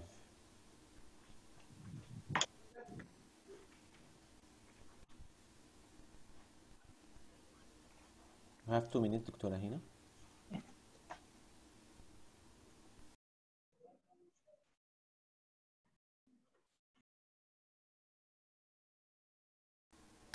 We can start, doctor. Sure, sir. Hello, good morning. Good morning, doctor. My name is Dr. Faruqi. I am one of the doctors in the neurology clinic. Are you Mr. Thompson, 45-year-old? I'm Thompson, doctor, yes. Okay, nice to meet you. Thank you. So, Mr. Thompson, I've been asked to talk to you and do your examination. Is that fine? Yeah, please, doctor, please. Okay, so what brought you here, Mr. Thompson? Doctor, I have this shakiness in my both hands. It has been before for probably 5 to 6 years, but nowadays increase over the past couple of years. Okay, so it's increasing. Can you Yeah, tell me, were you fine all 6 years back? yeah. It suddenly 5 to 6 years. Before that, I have no any shakiness. Okay, so is it on rest or when you're doing anything, No, when you're doctor. doing, Yeah, when I'm okay, hold anything like when I'm drinking the tea or like this. okay. So does anything makes it better? Really, doctor, I noticed that improve when I drink alcohol on weekend. Okay. And does anything that makes it worse? Yeah, doctor, when I'm under stressful or I'm anxious, I feel it's become more. Did you ever take any medication to get it better, to make it better? I didn't try any medication before. Okay. Okay. And any head injury recently? No, doctor, I have no head injury. Do you have movement of head along with this? Really, doctor, my wife noticed that I have also shakiness in my head recently. Okay. Can you describe this shakiness to me Doctor? a little bit? Can you tell me about this shakiness? Is it moving forwards or like rightwards or anything like that? Yes, I feel that my head like have titubate from one side to other side. Yeah. Okay. Okay. Any headache associated? No, doctor, no headache. Any problems with your mood or memories? No, no, it's okay, my mood, doctor. Okay. Any change in your vision? No, doctor. Change in your hearing? No. Any changes in your speech along with this? No, doctor, my speech is okay. Okay. Any changes, difficulty in swallowing? No. Okay. Any weakness that you've noticed along with this movement? No weakness, doctor. And does it get better when you reach to the when you reach and when you pick up? Does it get better, this tremor? Yeah, become better a little bit, doctor. Really, it's more when I am holding the cup of tea or like this. Okay. So can I examine you, Mr. Thompson? Please, doctor. Okay. I want to check your hand first. What you will check, tell me. I want to check the movements when you're resting. No, no rest tremor. Okay. I want to check your pulse. Pulse regular, no atrial fibrillation. Okay. I want to hold, make you hold your pen and write something. Yeah, he has tremor when he's writing, and his right handwriting is large letters. Okay. I want to go up and look towards your head, movement in your head. What you will examine his hands, doctor, also else.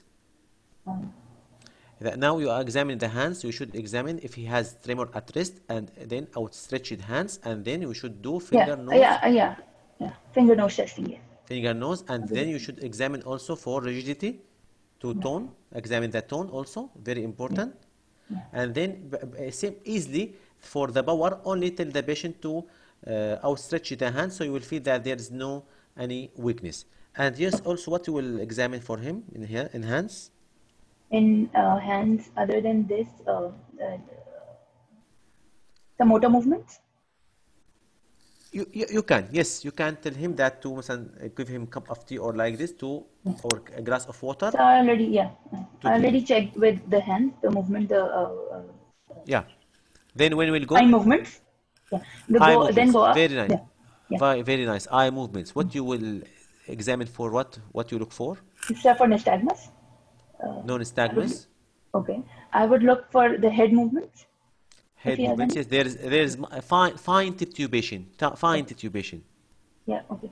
And then I would go below and I would check for any heart, any heart racing of hearts. Racing of the heart. You examine the hands. No racing of the heart. Yes. What else? Okay. In that, I want to check for cerebellar dysfunction. I want to check for any a finger nose test that I've already done. This diagokinesia for rapid Nice. movements of hands. Very nice. And then Very nice. I would want him to check his gait. And, Very nice. Very nice. And I would want to check. Yeah. Normal gait. Okay, I would want to check for his if he stands still, and I want to check if close his eyes and check for his movements, and uh, Yes. yeah, Very yeah. nice, doctor. So and shakiness of legs. No chickens of the legs. That's it. That's it Yes, very for nice. now. Examination, very nice. Okay. Um, okay, mm, Mr. Thompson. Anything? Any drugs that you've been taking? What's my concern? Any drugs What? that you've been taking? Any drugs that you've No, been no, taking, doctor. Mr.? No, no, doctor. I don't take any medication. Do you smoke, Mr. Thompson? No, no, not smoking, doctor. Okay. Do you drink alcohol? No, doctor. Only on weekend, as I told you that I feel also Okay, this that's good. improve my shakiness. Okay, that's great. How is that affecting your work, Mr. Really, What do you doctor. work? I'm working as engineer and affect me especially when I'm using computer. Okay. So I would advise I would involve the department, the concerned department, occupational therapist, occupational health worker who can help you in this regard because this might be affecting Yeah, your life much. Okay. thank you. And Mr. Thompson, so what are your concerns? Really, doctor, I saw the program on the TV about Parkinson's disease and I afraid that can be Parkinson's disease. Uh, okay. So just one thing, Mr. Thompson, any family history of similar condition? No, doctor, nobody have like So, this. Mr. Thompson, what I got from your history and I got from your what you have told me is that you have a condition called as essential tremor. This is Yeah, when there are some signals in your brain that are affected, and you have this shakiness in your hands whenever you're doing something. Mostly, whenever you're doing something, this involves even your head, but this is not Parkinson's, as I would like to mention. And we have management options. We have a drug called propranolol, which can help you in this regard. And even yes, you're right. This alcohol makes it a little better. And any more concerns that you have, Mr. thank you, Dr. Rahina. Thank you very much. You are very great today. So, Dr. Rahina, but you forget something very important in this case. Why don't ask about symptoms of hyperthyroidism? I forgot about weight loss. Very, very important hyperthyroidism and pheochromocytoma. This is the two diseases you should ask any patient with tremor. Symptoms of hyperthyroidism always put in your mind hyperthyroidism and also pheochromocytoma. طب what's your diagnosis now? Essential tremor, Essential probably tremor. because it gets better with alcohol, and طب he has slight titubation along with this. And when on yeah, examination, when his hands were seen, there were outside. no tremor. Yeah, outstretched hand, there were no Yeah. tremor. So Ruled out. if he has family history, Yeah, you yeah. will change the name of this Change the name of familial tremor. This yeah, disease called, familiar tremor. yeah, it's called essential tremor or familial tremor, both.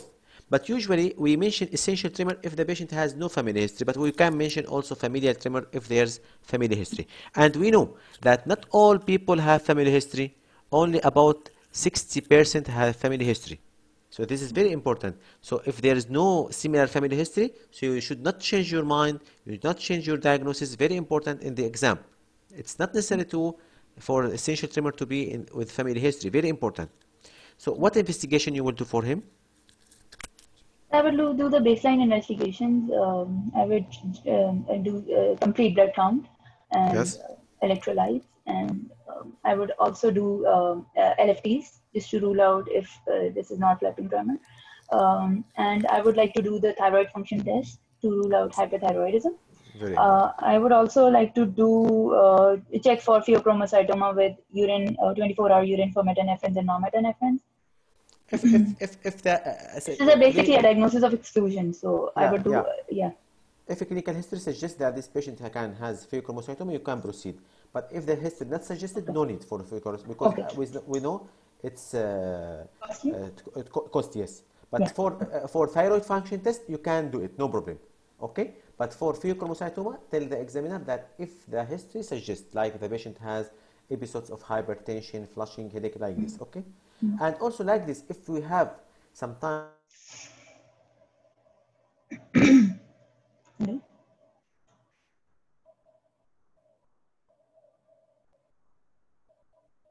Hello? teenagers into the Yeah. okay, according to history. طيب, uh, So I think I missed the middle part. I didn't hear you. yeah, I mean, if the history suggests Wilson disease, that young patient has other signs like abnormal postural dystonia or chorea movements like this, you can also, besides the tremor, we can proceed for Wilson disease. Uh, طيب, uh, So, is there any so sorry to interrupt, but brain? Wilson's is a little earlier, no? It's in his 20s, Yeah, yes, yeah, longer from. young, should be young patient. Yes, I mean, yes, I told in teenagers age. Yeah. طيب, treatment, how can manage this patient? How can treat him? So the best is first is non-pharmacological and pharmacological. Patient education is important, and along with this, physiotherapy, and with this, propranolol is a good drug which has a good effect on essential tremors. Yeah, that's it. What other medication if the patient has contraindication for propranolol? What you can give him? Calcium channel blocker? No. I don't remember. Topiramate? I don't remember. Brimidone. Primidone. Yeah. Sorry. And also there are other options I will mention for you. Topiramate. Topiramate Topiramate, can I be just used. said, yeah, Gabapentin. topiramate. Yeah. Yeah, gabapentin also, benzodiazepine, but usually what not used in this tremor. And Botox Hand injection. splint. Also Hand splint is also Botox. important. Yes. Yeah, very nice. Very important this. But if the patient has severe essential tremor and not improve with this treatment, what we can do for him Botox,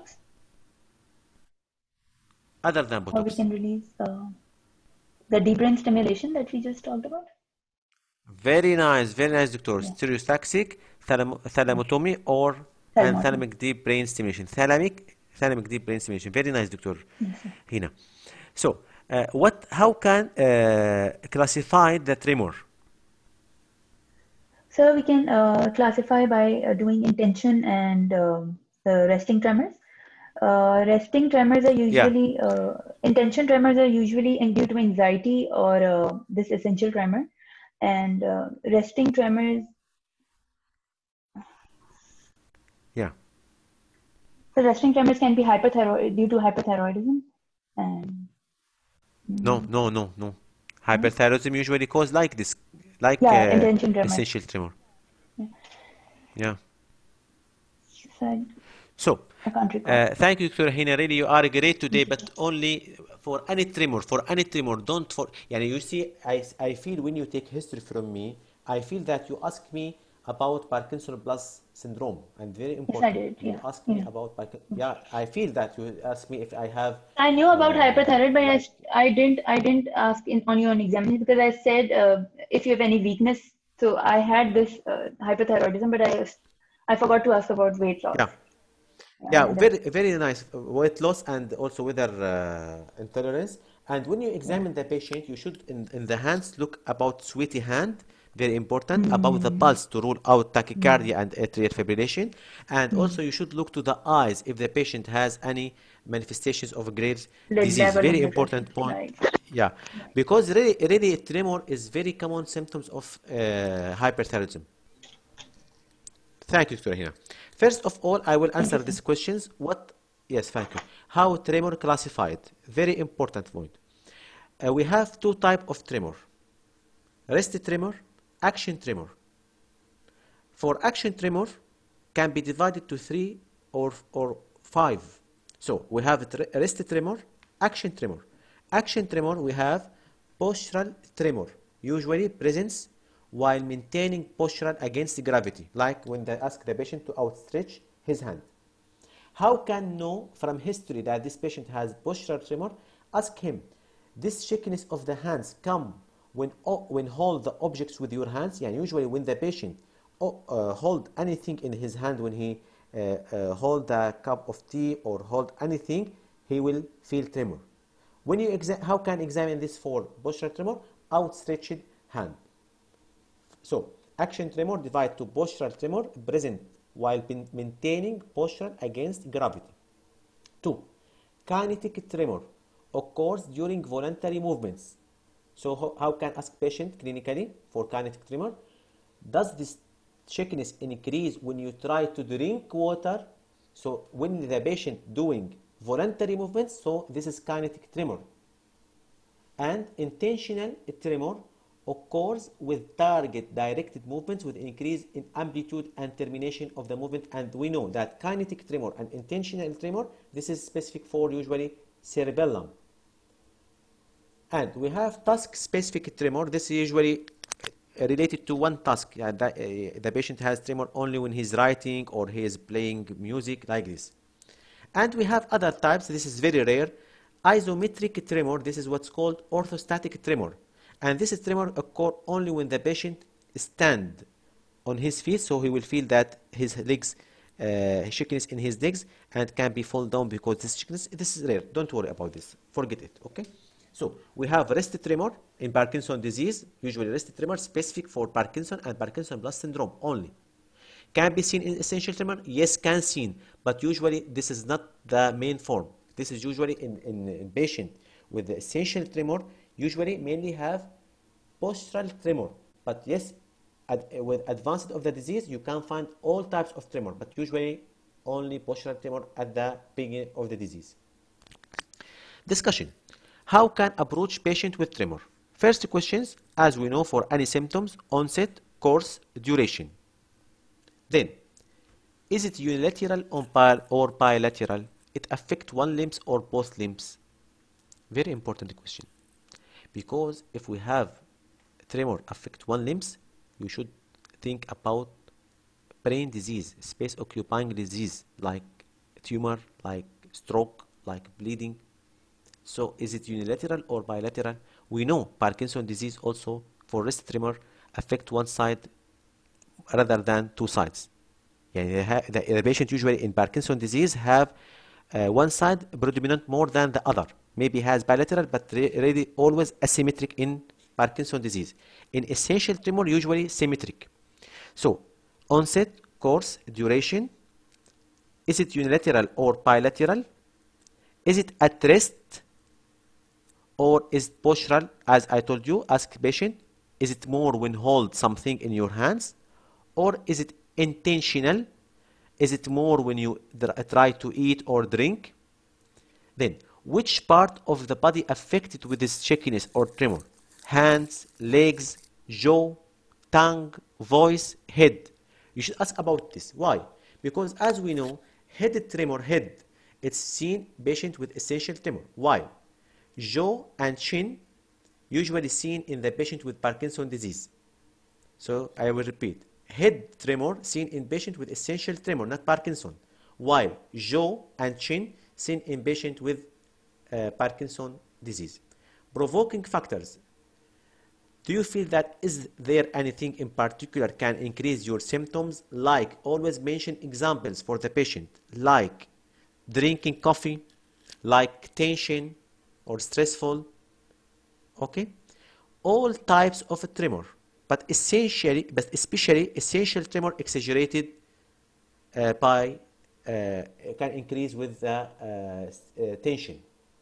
I will repeat, all type of tremor, but especially essential tremor can aggravated by anxiety, by caffeine, by emotional stress.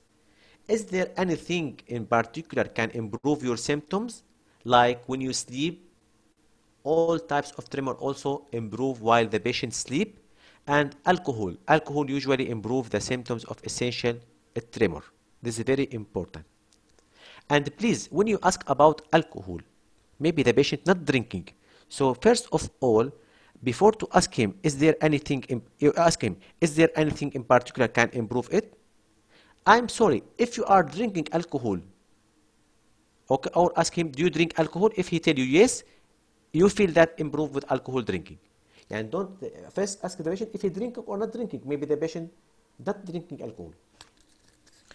Other symptoms, as we mentioned, this case, a neurological case. So you should ask about other neurological symptoms, like for Parkinson's disease. Now I will mention everything about a tremor because sometimes tremor it's common to present in the station 2. In station 5, it's easy to know which type of tremor that the patient has. Why? Because the patient in front of your eyes. So you know now when you see the patient, you can recognize is it Parkinson's disease by see the wrist tremor. But in station 2, you have no patient. So it's difficult sometimes. So you should depend on the history only. So after you analysis of tremor of the symptoms, now go to the neurological manifestations. What the symptoms of Parkinson's disease? So you ask the patient about slow movements, stiff limbs, difficulty to turning in the bed, recurrent fall down.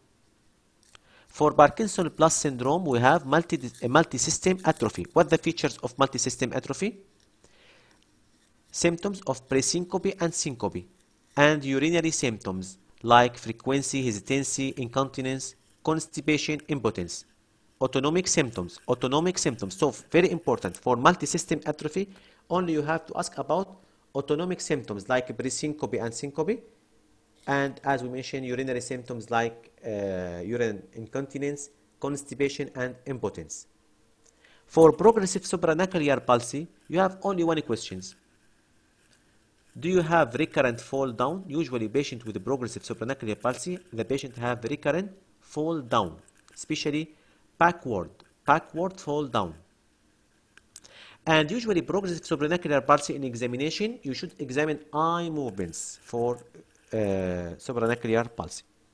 Dementia with Lewy body, how can know it? Usually the patient has visual hallucinations. So you can ask patient, do you see image that the other people cannot see? This is very important. And as we know that Lewy body symptoms, usually the patient has cognitive impairment before or within 1 year of developing Parkinson's symptoms. As we know, Parkinson's disease can associated with dementia, but usually will come late. So if the patient has developed symptoms of dementia within 1 year after Parkinson's symptoms, so this is Lewy body syndrome. Then cerebellar syndrome or cerebellar symptoms. Ask patient about vomiting, nausea, vertigo. Then don't forget, as we mentioned, ask about signs of hyperthyroidism and pheochromocytoma. Don't forget it. Then medication. Very important for tremor, drug history. Why? We have medication that can induce intentional tremor like anti-epileptic, like phenytoin, sodium valproate, and lithium. Lithium, it came before in exam many times as a cause of tremor. Lithium toxicity. Chronic lithium toxicity, that the patient is taking lithium for a long time and not following with his doctor and has now a tremor. 2. Drug-induced resting tremor. Usually the drug caused Parkinson's symptoms, antiemetic like metoclopramide, prochloromazine, and neuroleptics like haloperidol. And we have drugs can cause exaggerated physiological tremor as sympathomimetics like salbutamol, theophylline, levothyroxine. So medication can cause exaggerated physiological tremor, and this is common in a clinic. Salbutamol and theophylline and levothyroxine. Recreational drugs like cocaine and amphetamine and anabolic steroids all can cause exaggerated physiological postural tremor. Alcohol consumption, very important. Because alcohol, small amounts of alcohol can relieve the tremor as inessential tremor, as we mentioned, but chronic excess alcohol consumptions can cause to cerebellar syndrome, and the patient will have intentional tremor rather than postural tremor. And sometimes, as we know, that tremor can result of alcohol withdrawal, and this is also come in exam before, alcohol withdrawal symptoms, especially tremor. Family history. Family history is critical. Why? Because as we know, 60% of patients with essential tremor has positive family history, so that diagnosis familial tremor. Last point, how can examine patient has tremor? Either in station 3, a neuro examination, and it is common to see patient with Parkinson's disease in station 3, or in station 5, patient has tremor. First of all, inspection. When you enter the exam, see the patient. Parkinson's disease, he will tell you, I have Parkinson. The face of Parkinson's disease, he will tell you, I am Parkinson's. As we know, that expressionless face, mask-like, you will see the patient like mask, his face like mask, no expression features. So if first of all, inspection. Then try to look to the hands. Most patients with Parkinson's disease will try to hold their hands to disappear the tremor, and this is very important. And they learn him. The examiner learn Parkinson's disease. Please hold your hands to disappear the tremor. So you should look for him. If he hold his hands by his leg, sometimes he put his hands under his thigh also to fix it. So if you see the patient fixed his hands, so you should know that this patient has wrist tremor. So please, when you see enter the exam, look to the face. You will see mask-like face or expressionless face, and sometimes you can see head titubation. Head titubation, as we mentioned, this is pathognomonic for essential tremor. And look to the hands. If you see wrist. What's head decubation, doctor? Head decubation. Head titubation, you see the heads move from one side to side, and this is head tremor. Titubate, like the watch. If you see the basically yes, no. Yeah, yes, you are right. Like That's yes, the best thing to. Yeah. Yeah. You see that head like yes, no. Yes, you are right. So, then go to the exam. First of all, with a patient with the tremor, start with hands. Check the pulse to rule out tachycardia and atrial fibrillation in patient with hyperthyroidism. Sweaty hands, this can be seen in patient with, and palmar erythema, this can be seen in patient with hyperthyroidism. And comment about the character of tremor. It's fine or coarse tremor. And see if it's resting or action or kinetic. As we mentioned, see if the patient has wrist tremor, then ask the patient to outstretch his hands in front of his hands, and the fingers should be separate apart. Okay, this is very important. If the patient close his fingers, ask him to separate fingers apart. After that, you ask the patient to do finger nose maneuver to see if he has intentional tremor. Then see if the patient has rigidity. Examine the rigidity.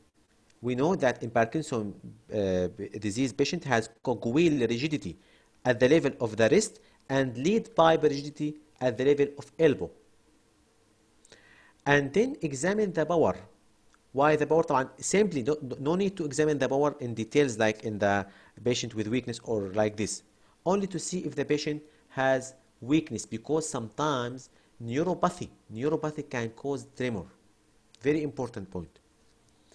Then you can examine the handwriting. As we know that Parkinson's disease will has micrographia, while essential tremors has macrographia. The handwriting in essential tremor will be large letters. Then go to the face. Very important in the face to examine for eye movements. Failure to upward gaze initially in progressive supranuclear palsy. See if the patient has nystagmus for cerebellar disease or Parkinson plus syndrome. And see if the patient has manifestations of thyroid eye disease. Then, last point, go to the gait. Let the patient walk. See if the patient has any freezing gait, has any stupid posture, poor arm swing, small shuffling steps. This is indicate Parkinson's disease patient. See if the patient has ataxic gait or board-based and difficulty with tandem walking. This is usually in cerebellar ataxia. Any question, please?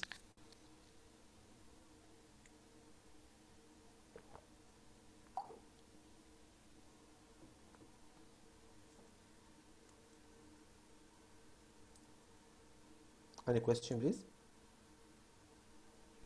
Sir, can you tell about isometric tremor that you told? Just a little bit about that. This is isometric, I mean, isometric tremor, usually this is the tremor, what's called also orthostatic tremor. Orthostatic tremor, this tremor usually in the lower limbs, in the legs when the patient stands from the bed. He told you, I feel that tremor in my legs and tendency to fall down. When he start to walk, disappear. This disappear when the patient start to walk. Only appear when the patient stand on his legs. This is isometric tremor. Okay, thank you, sir. Thank you. Other question, please? Hello, Dr. Hassan. Yes, doctor. Can you please tell me about the examination of the Parkinson patient? Yeah. If you go to the station 3 exam, Okay. you will see it's mentioned above the patients. If this patient has slowness of the movements, this patient has recurrent fall down, please examine the patient as appropriate. Like this, the instruction will be in the exam. So here, because the history told you that patient has fall down, recurrent fall down, or the patient has tremor, or the patient has slowness of the movement, so now you suspect that this patient Parkinson. And first clue for you, that patient, you see his face, you will see that this patient has expressionless face, mask face. Please, if you don't see before any Parkinson disease, Google it on the Google and you will see his face. It's very clear. Really, you will notice that how can expressionless face appear. Then, most likely the patient with Parkinson disease in exam-wise will try to fix their hands to disappear the tremor. So you will see the patient either fix his hands by other hands or fix it by put it under his thigh. Yeah, holding hands together. Yeah, he tried to hold it to disappear this tremor. As we know that usually the tremor will disappear with fixation. So, when you see this clues by inspection first, so this inspection important for expressionless face and to see the type of tremor. In exam-wise, now you know that this patient has Parkinson. Go to his face first. I advise you to start with face. From up to down, better for you. Okay? In his face, first of all, see if the patient has expressionless face, as we mentioned now. And if he has drooling saliva, like patient Parkinson disease. And see if he has also tremor affect the face, as we mentioned, titubation, head titubation. If the patient has jaw tremor, and ask the patient to open his mouth to see if he has tongue tremor. And also see if the patient has, this is, will not take seconds, huh? Actually, examination of Parkinson disease patient in exam will not take 5 minutes. Really, within 3 minutes, we'll finish. I'm sure. So, see is also, let the patient open his mouth to see if there's palatal tremor. This is lesion in dentatorubral pathway. Forget it, but see if he has tongue tremor. Then check the eye movements. Eye movements you check for 2 reasons. For nystagmus that can be seen in patient with cerebellar syndrome, and for also failure of upward gaze. As we know, yeah, progressive supranuclear palsy. And then look to the sign of thyroid disease. If the patient has a proptosis, if he has lead retraction, this is very important. Now I finish the head, the face. Go to the hands. Hands important to check the pulse to see if it has any tachycardia as symptoms of hyperthyroidism. Sweaty hands and palmar erythema also as symptoms of hyperthyroidism. And then see the tremor. Ask the patient, please rest your hands on your thighs. Tell them like this. Please rest your hands on your thigh. Okay, Dr. Hassan, can you tell them to rest the hands over the pillow? or over the belly. Yes, you are right.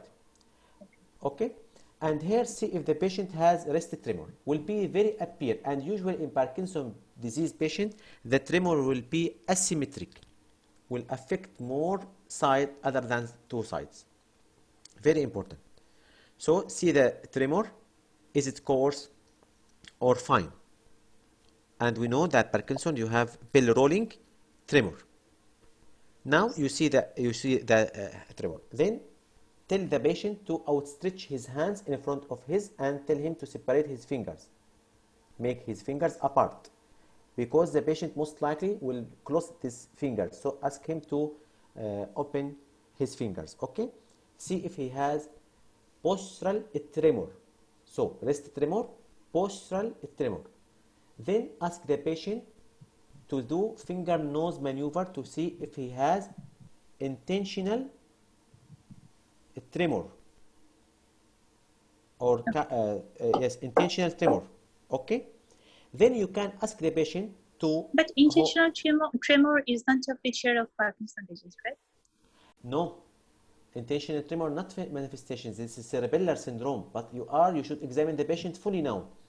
Intentional tremor, because why? Because as we know, we have disease that cerebellar tremor can cause all types of tremors, what called Wilms disease, can all type of Yes. tremor, and usually it's unilateral. So for this reason, maybe this patient has no Parkinson. This patient, if we suppose he has no facial features, maybe he has cerebellar tremor. So you should examine all type for tremor. So wrist tremor, then postural tremor. Ask the patient to outstretch his hands in front of his body. Then ask patient to do finger nose maneuver for intentional tremor. Okay. Okay. Then you should examine the tone. How examine the tone?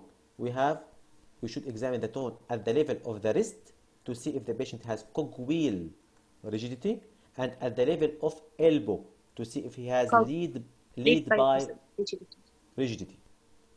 After tone, examine the power. No need to examine the power like patient with stroke. Only you can ask the patient to examine the power at the level of the elbow by extension and deflection.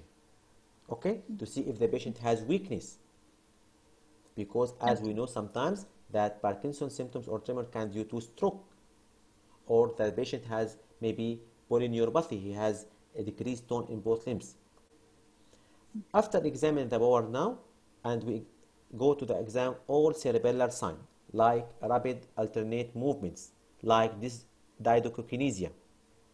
Okay, examine this also because we have tremor now in the case of tremor, and we know that rapid alternate movements and diadochokinesia will be slow in patient with Parkinson's disease, while will be in patient with cerebellar tremor will be irregular, as we know. Patient with Parkinson's disease, this alternate movements and diadochokinesia will be slow, while patient in the cerebellar syndrome will be irregular. And then handwriting, give him paper and let him write. Usually handwriting will patient in Parkinson's disease micrographia, while in patient with essential tremor macrographia. Okay. Is there Then, any role of testing yes. the function in patient Yeah, with tremor? and I advise you, if you find, and really always look to the table. You will put the glass. They will put the glass water, because they need you to examine the Functional functions. ability. Yeah. Yep. And then go Okay, to you said handwriting micrography. yeah, handwriting. Also, handwriting is examine the function, as we know, is part of examine the function. So don't forget handwriting for two reasons: for functions and to know the type of handwriting. As we know, small in the patient with Parkinson's disease, while it will be large in the patient with essential tremor. And then ask the patient to stand. طبعا ask him, you can walk, can you walk? If he tell you yes, I can walk, doctor, let him to walk, and look for the signs of Parkinson's disease like freezing, like stupid posture, and you should comment, you should mention for the examiner that I noticed that this patient has a stupid postural, poor arm swing, as we know that patient with Parkinson also has poor arm swing when he's walking, small shuffling steps, okay, and also if we can see broad based gait in patient with cerebellar syndrome, and you can examine also tandem walking, because also this is affected in patient with Parkinson with with cerebellar syndrome. Last of thing, tell the examiner I will do retropulsion maneuver. This is, you know how can do it. You can stop behind the patient and fix him and put your hands in front of his shoulders and try to push him behind. But this is usually take the permission. Don't do it. Don't do it without permission. Why? Because this can sometimes cause fall down for the patient, and don't do it this. But tell the examiner, I will do this is retropulsion maneuver. You should mention for him to know that how can do it, okay? But don't do it, I advise you don't do it. And only take permission, because this is sometimes can cause a problem in the exam. So, but take permission for this. And now you finish exam, tell the examiner after that, I would to examine cognitive function for this patient by doing mini mental state examination, and also I would to check his blood pressure in lying position and standing position to look if this patient has orthostatic hypotension. This is very important. This is a part of examine any patient with Parkinson's disease. But this is, you will not do it, but you should mention for the examiner. Like in GI symptoms, you can tell the examination, I would to complete my examination by do rectal examination or PR. Okay. Also here, you should mention for the examiner like this. Okay, got it. Thank you. But is there any role of telling him to say something like constitution? For talking, yes. Yeah. First of all, when you start the talking, how can be? Yes, I forget it really. When you start the exam, you will grade the patient. So here you can ask him same questions. How are you? How do you feel now? I would examine you. Let him talk something. Yes, you are right. So no need to ask something utter some specific pronunciation. Just telling the regular sentence, right? Yeah. You will feel. You see. Parkinson's disease patient, when he talk anything, you will see his. You can see his talking. How is the talking is slow. Doctor. And yes, doctor. Well, actually, I'm asking because some of the patients really well controlled. Actually, my friend got the case in UK, Yeah, you and are right. patient was very well looking to the Yes, you are degree right. that he told me. Actually, he passed. Why? He told me, I felt like nothing could explain the case apart from Parkinson. However, there were nothing of this. So, what do you think, Dr. Osama? If we are suspecting, and we cannot because no tremor, no rigidity, what do you think about this? I'm afraid of this, really. You see, doctor, I will tell you something. All Parkinson patients, you will find cogwheel rigidity, even if it's taking full medication. But how can see this? This is important question. Thank you, Dr. Samarini. When you see that the patient has now, you look to hands, you feel that no tremor. Patient with Parkinson's disease now is taking his dose now, this moment. So you really will not find tremor now. What you will do? I will do something that I will ask patient when I examine the hands for cogwheel rigidity, I will tell him to hold something in the other hands. When he will do this, I will see cogwheel rigidity. Sure. You understand me? When you Yes, examine, doctor, it's from a neurologist, so it's very clear, really. and this is what we'll do for in the exam. And really, this is mentioned in the Oxford book. This is for how can examine Parkinson patient. Can you repeat, sir? Can you repeat, sir? The other points important, face. Medication will not change the feature of the face, but really you should see many face. You should now open the Google and see Parkinson patient face. You will see the mild, moderate, severe. Even if you see many pictures of the mild Parkinson face, really you will recognize him. You will see like angry face. no features in the face. Yeah, really, you'll see that angry face. Here you will feel that this patient has also Parkinson. And the instruction that it's written for above the patient, usually they will write for you, this patient has difficulty of walking, or this patient has recurrent fall down, or they mention this patient has slowness of the movements. Please examine as appropriate.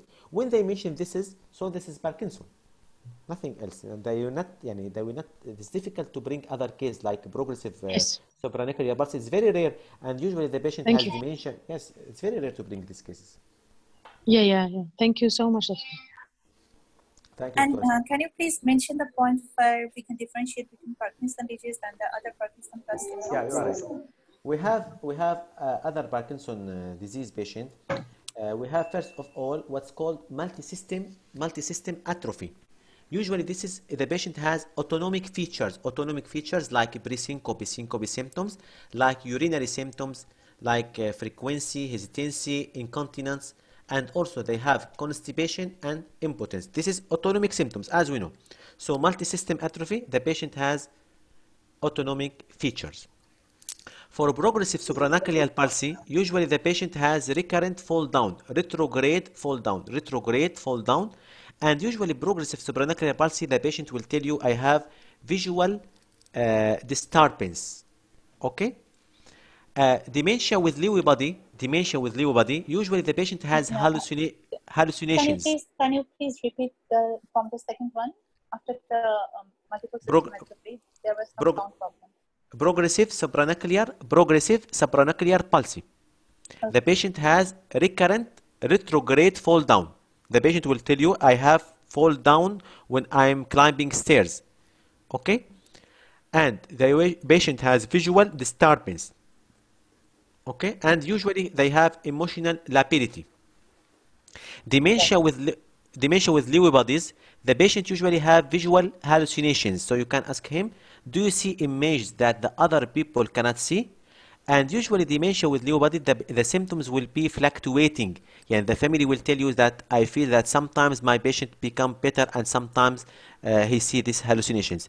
And important point, dementia with Lewy bodies come in diet 1 2019 in station 2. Dementia with Lewy bodies. The patient has tremor, has slowness of the movements, has visual hallucinations, and he has also fluctuating symptoms. The family tell you that he becomes sometimes better and sometimes deteriorate. Then ask about cerebellar, nausea, vomiting, vertigo. Vertigo, very important. Then ask about hyperthyroidism and pheochromocytoma. Medication, as we mentioned, drug history, very important, and family history, very important, and alcohol consumption. If the patient has excess alcohol consumption, this causes cerebellar syndrome, or if the patient stopped to drink alcohol, so this can cause alcohol withdrawal symptoms. Okay. Thank you so much. Thank you.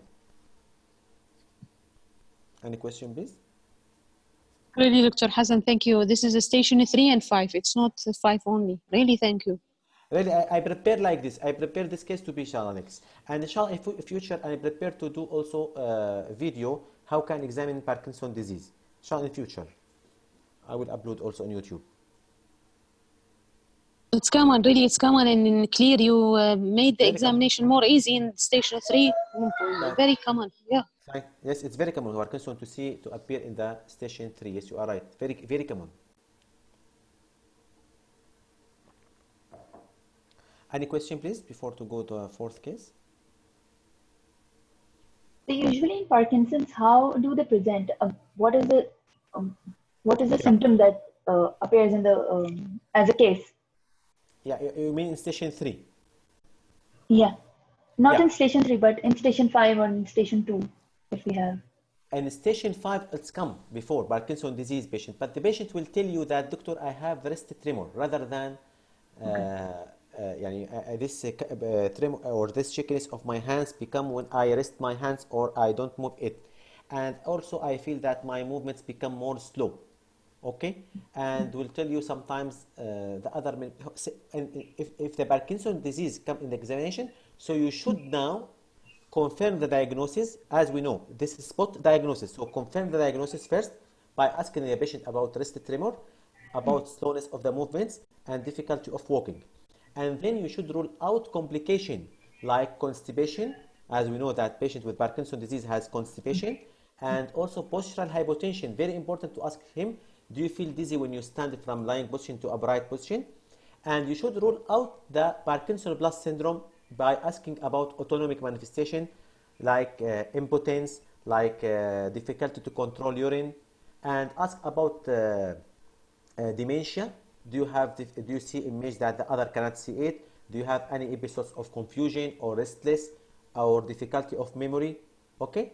And when you examine him, you should examine eye movements to rule out progressive supranuclear palsy by the patient have disturbance of upward gaze, like this in station 4. Right. Thank you. But really, it's not common to, most likely you will see essential tremor rather than Parkinson's disease in station 5. Why? For one reason. Because next year really can be appear in the exam. Because 8 minutes not enough to take history and examine patient with Parkinson's disease. Really not enough. 8 minutes not enough. That's because you have to rule out all other Parkinson plus syndromes. Yeah, So you are right. Yeah. But next year, suspect to see him.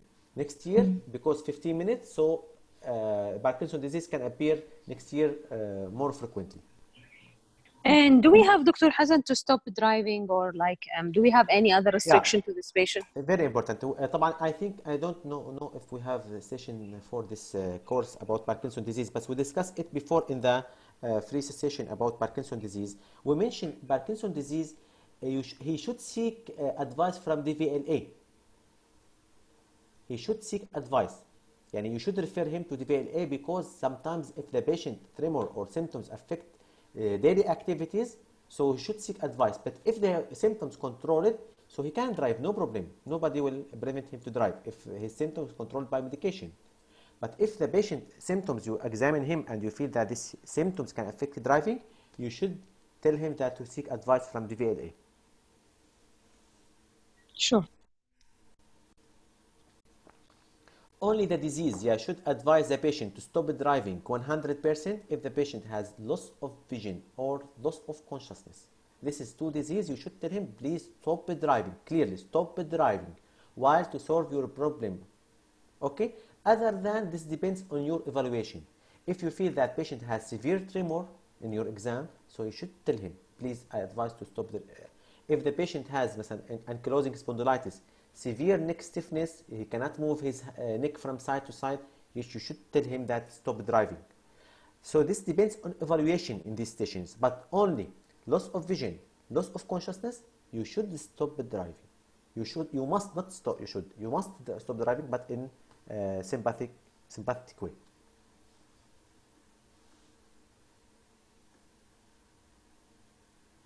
Fourth case will be for Dr. I think Abdullah. Dr. Abdullah, you are here? Or Dr. Asaima, I don't know. I will open. Yes, I am here, Dr. This case for you, Dr. Abdullah, I think.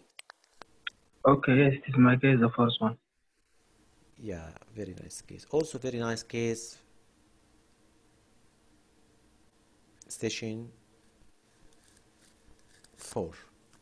I will give you 4 minutes or 5 minutes because I should bring water. Okay, take your time. 5 minutes, doctor.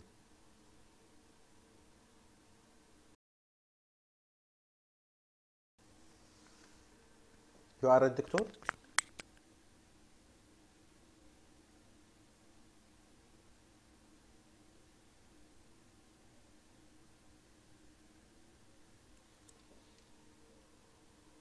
Yes, I'm ready, Dr. Hassan. Yeah, we can start, Dr. Abdullah. Okay, hello. Hello? Yes, I'm Dr. Abdullah, senior house officer in the emergency department. Can I confirm that you are Mr. Salim, 30 years old? Yes, doctor, I'm Salim. Okay, we are here today to discuss regarding your health condition. Yeah, doctor, That please, is please. okay Yes, with you? yes, doctor, it's okay. Yeah. Are you relaxed, or you want anybody to attend with us, or it's okay? No, it's okay, doctor. Thank Okay. you. Can you tell me, please, Mr. Salim, how far you know regarding your condition? Actually, doctor, I have been suffering cough, tiredness, night sweats since around 3 months. I lost a lot of weight over this period, and my body temperature is high most of the time over the last month. When I went to my GP, he did chest image for me and told me that can be infection and should go to the hospital. So I came here, doctor. Okay, it is. You are right, Mr. Salim. And one of your blood investigation is ready now, and that report shows that you have a condition called tuberculosis. Tuberculosis? I have tuberculosis, doctor? Yeah. Oh, I know that it's serious disease, doctor. Can you tell me how far you know regarding this tuberculosis? Yeah, doctor, it's common disease. I read in the media and I see many times people with tuberculosis before. But I know Yeah, that you are right. I know that it's serious disease, doctor, and usually it's very rare here in our area, doctor. Yeah, but Mr. Salim, I have a good news for you also. Yeah? The good news that this condition is treatable. Uh, it's a curable disease, doctor? Can be managed Yeah, completely? it is curable disease. Yeah, it is one of the condition that can be treated Yeah. if you How follow can treat it, doctor? if you follow the instruction. So this tuberculosis, Mr. Salim, do you want me to explain you more regarding Yeah, this? please, doctor, please. Yes, I know it, but I should know everything about this. Yeah, this tuberculosis actually it is a bug infection Yeah. which affect your lung, causing this cough and fever and sweating and weight loss, loss of appetite, Yeah. and the important issue in this disease is that can be spread from person to person. Yeah. So yeah, regarding treatment, Mr. Salim, we will start for treatment together for 2 months, For and treatment? then we will continue by treatment for another 4 months. So the total duration of treatment is 6 months. Oh, I should take this medication 6 months, doctor? Yeah, you need to take it. It's very difficult, really, doctor. Yeah, actually, according to the national, international, and evidence-based medicine, Yeah. that is the only confirmed effective treatment for this illness, Yeah, yeah. and you need to continue this for 6 months, as I told you, for drugs together, for So, medication together for two when two I months should, for 2 months, yeah, and then when I should start this medication, doctor? okay. So now you have another report in the culture. Yes, we are waiting the report to come. Yes. Also, will support the diagnosis further, so we can start. But So no need to now start we now, need to doctor. discuss with you regarding So no we need to need to start now, discuss with doctor. you regarding this illness. Doctor, يعني we should wait to this result of culture, and after that we can start medication. No need to start now. Yeah, now we can start. Now we can start discussing regarding the condition, and we need to keep you in the hospital, Yeah. and we need to do another our basic investigation. Also waiting for that result Yeah. at the time that the report came, so we can start the So, treatment. doctor, what the as outlooks soon if as the I report came. what the outlooks of this disease if I take this medication? Yeah, Mr. Salim. The outlook is that this medication you will start for 6 months.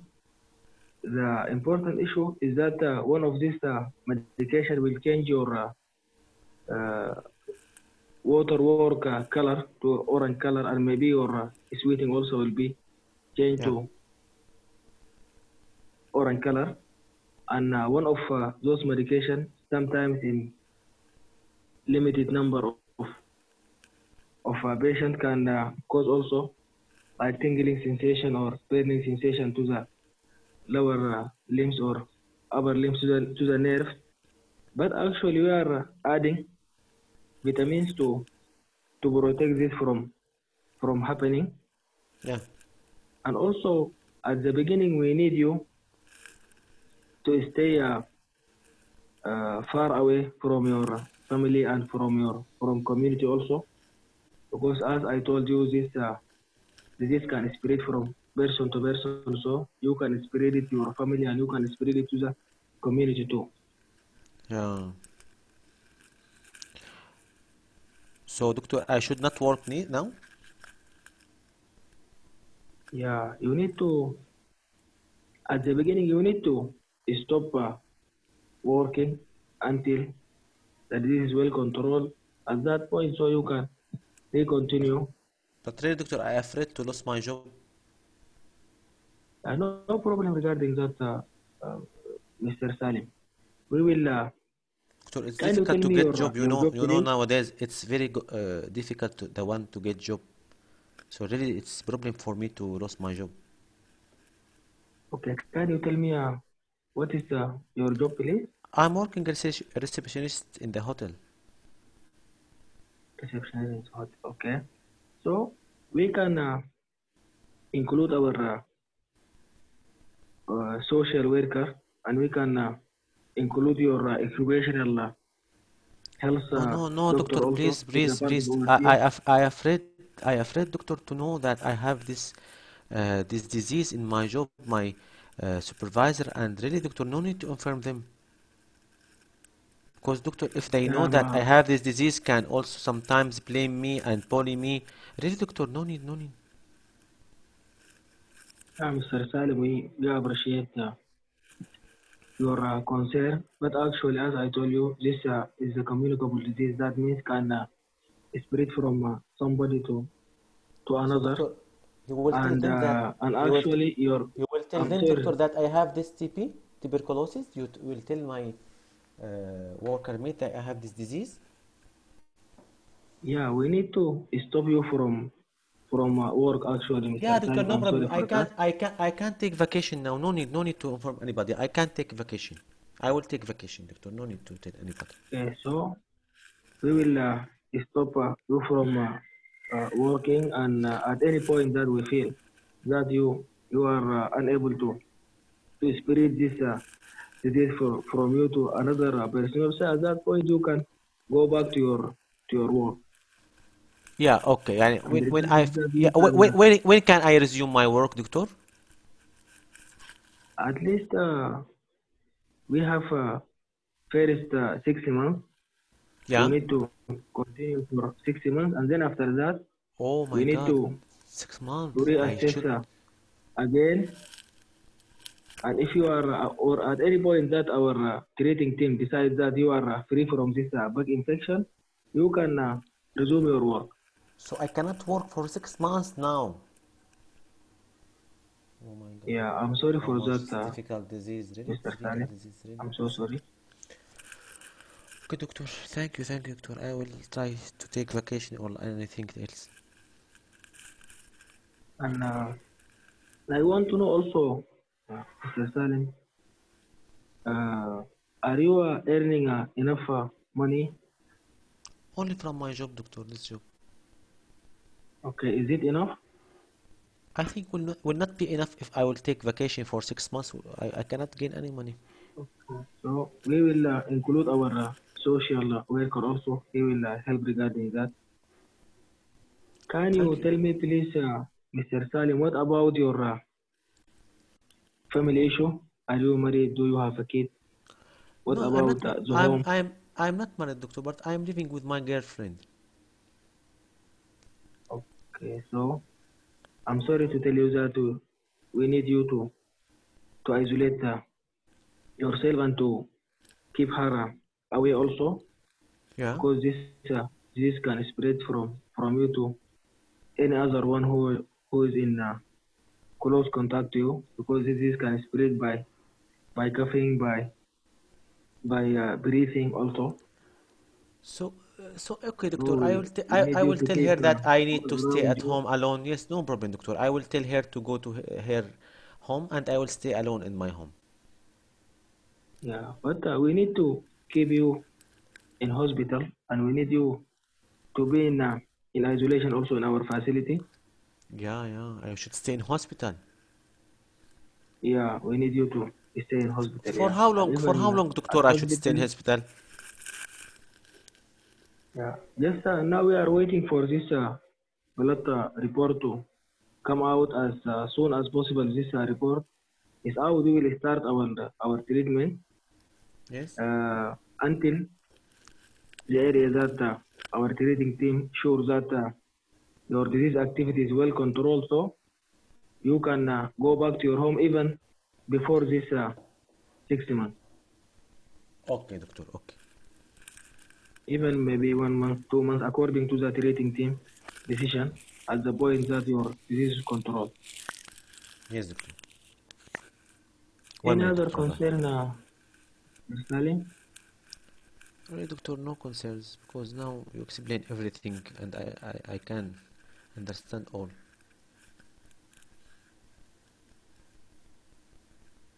But doctor, So from where thanks a I lot. got from where, doctor, I get this infection? Yeah, but this infection, can you tell me please, do you contact anyone with Really, doctor. cough and fever? Really, doctor, I cannot remember if I contact anyone with these symptoms. Okay, do you travel abroad? Yes, doctor, I was in Tanzania 6 months before. So you know that Tanzania is a country that which is there is tuberculosis activity there. So it could be from traveling. It could be in contact in that hotel to inform that Oh, you are maybe. working there. It could be from any other source, but actually I'm sure that you get it from another one, because this disease is spread from human to human. So you have a contact to ill personnel who spread this illness to you. Thank you, Dr. Abdullah. Thank you very much. What legal issue in this Thanks a lot, scenario? Mr. Salim. What are legal issue in This this is scenario? a legal issue. So communicable disease. Yes, can be mentioned. Yes, you are right. But what usually, whether for communicable disease, notification, okay? Yeah, notifiable disease. Yeah. Notifiable disease. So also confidentiality should be also put in your mind because this patient mentioned to you, don't inform anybody. So this confidentiality should not disclose uh, unless the patient refuse to follow instructions related to the isolation. Okay? طيب. Yeah. My first questions. For how long should the patient with active TB isolated? I think 2 weeks to 1 month. I think. Yeah. Usually continue isolation until sputum smear are negative for 3 consecutive determinations, and this usually after approximately 2 to 4 weeks of treatment. So why you would to isolate this patient for 6 months? Why tell him to resume his working after 6 months? After 4 to 4 weeks, if the sputum smear are negative for 3 consecutive determination, so this patient can contact with the other, no problem that time. You can discharge him from hospital. Now we will not transmit this disease. So this is very important because this will use in your scenario. So how long I should isolate it? You can tell him this is for few weeks, 4 weeks, but before that we should do some blood, some tests for your flame many times, frequently, to be sure that this is free from this is bug, and after that, and you are safe to contact with other without to transmit the disease for the other. The other questions. The other questions here, I think. So for how long? Then this is scenario of communicable disease. The most important part in communicable disease, what? To inform, I think. So notification, we told you, notification, okay, notifiable disease. Notification, yeah. So you should tell the patient, because you will inform that now infection control department. So you should tell him that this is usually notifiable disease. I mean, I will mention this disease for the others. I mentioned for confidentiality. And also the most important part, tracing. I told you I will tell my girlfriend only to stay at her home. No, you should tell him that you should examine your girlfriend. Why don't tell me that to examine our girlfriend, our housemate, our workmate? We should examine all. Is it right or no? Yeah, you're right. Yeah. So this is any communicable disease. Notification and tracing. We should trace the all people that the patient contacted, because maybe his girlfriend now has also TB. So, and this girlfriend, if we're not tracing her, so maybe that transmit the disease to other and other and other, and will go to the many people will affected. Also, workmate, housemate, close contact with the patient should be notified. Should be traced. What the type of isolation should be done for patient with active pulmonary TB? It's negative pressure isolation. Yeah. Can the visitor come and see him?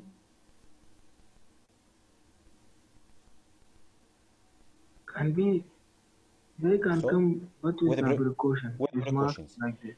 Can child visit him? If we suppose, because this can be a question in the exam. So can child, if they told you I have one kid's 2 years or 4 years and I go to see him, can they visit him?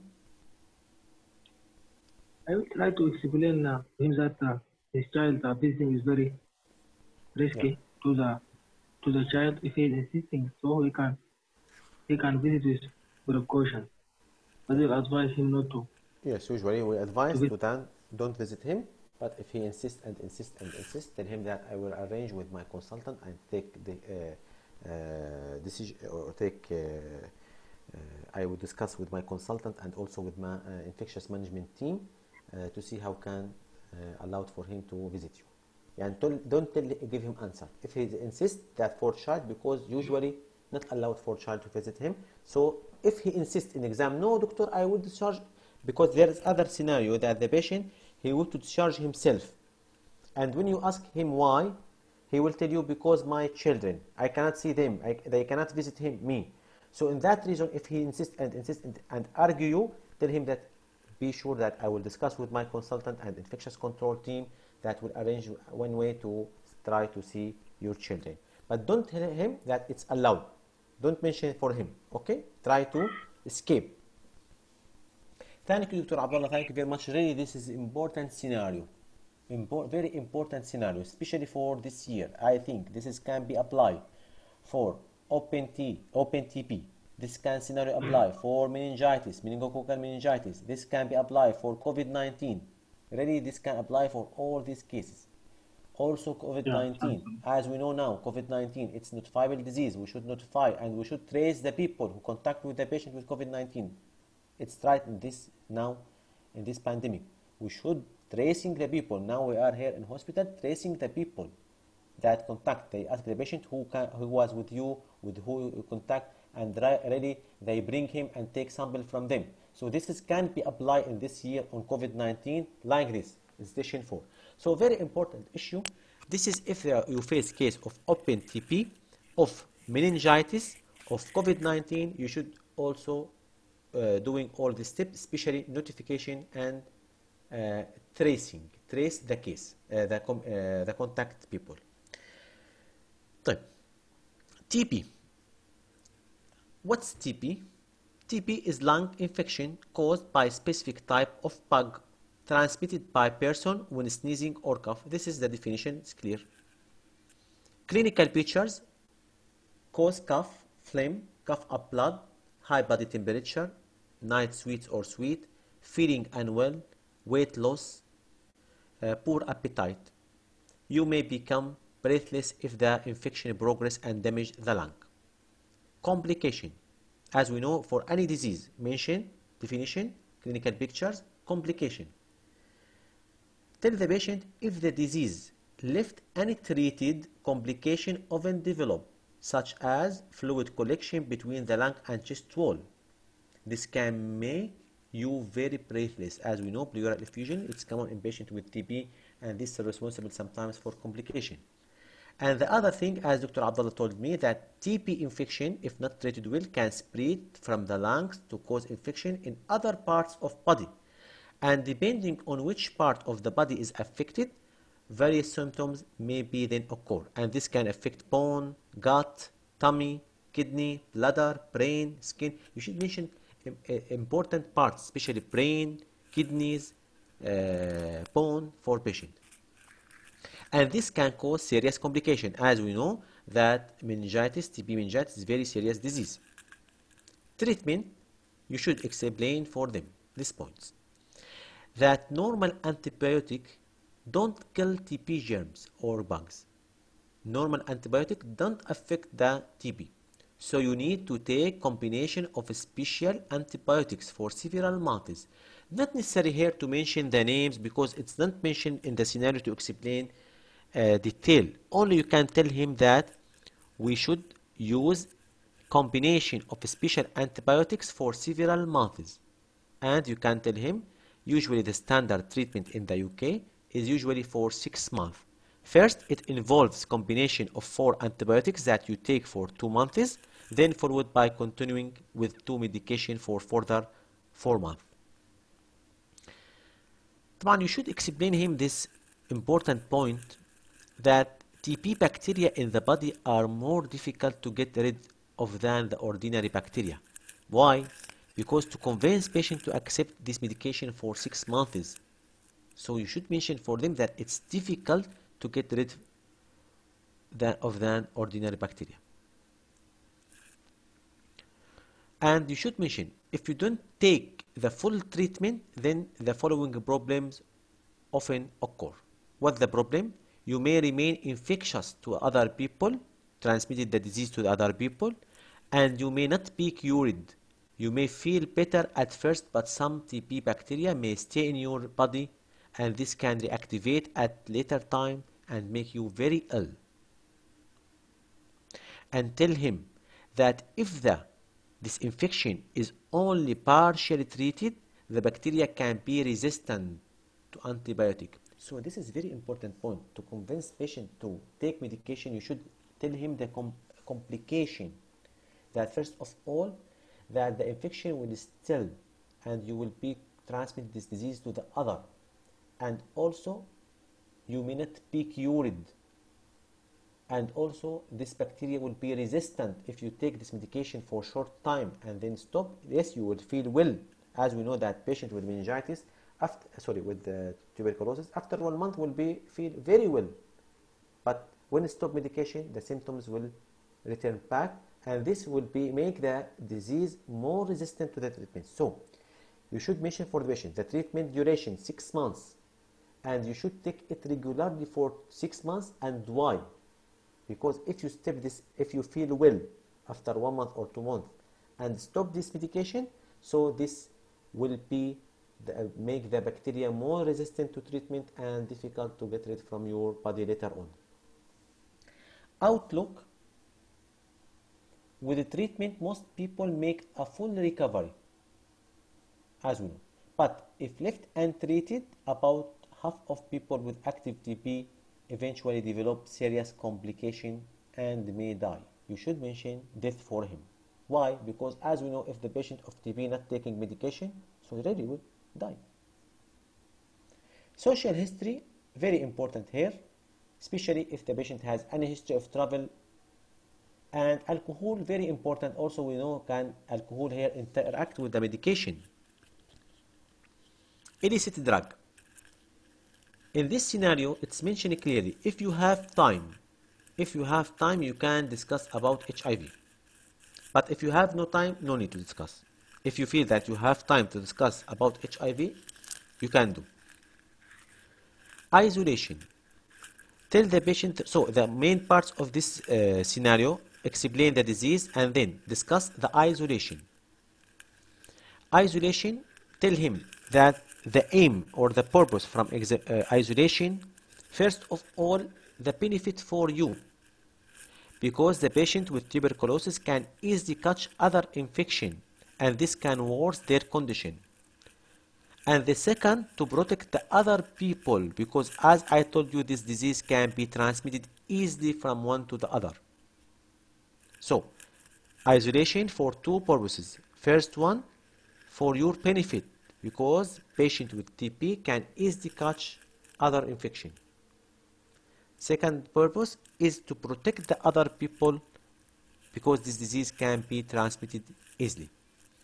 The relative can visit you, but after washing their hands before and after visit, wearing gloves and gown, and specific mask, usually not allowed for children. But as we mentioned, if the patient insists, you can try to convince him by sharing your consultant and infectious control department. And you tell him that during the first few weeks of treatment, you will be advised, you will be advised to be in this isolated room, as we mentioned. Notification. Tell him that TB is notifiable disease in the UK. So this means I should notify Health Protection Agency or Infectious Control. Health Protection Agency or Infection Control Department. Why this I should do this? To prevent the infection to transmit it to the others and to identify the source of infection. Now, the patient will tell you, and I told you, do you will inform my workmate that I have TB? I will become angry later if you will disclose my confidentiality. No. This does not mean that I breach your confidentiality.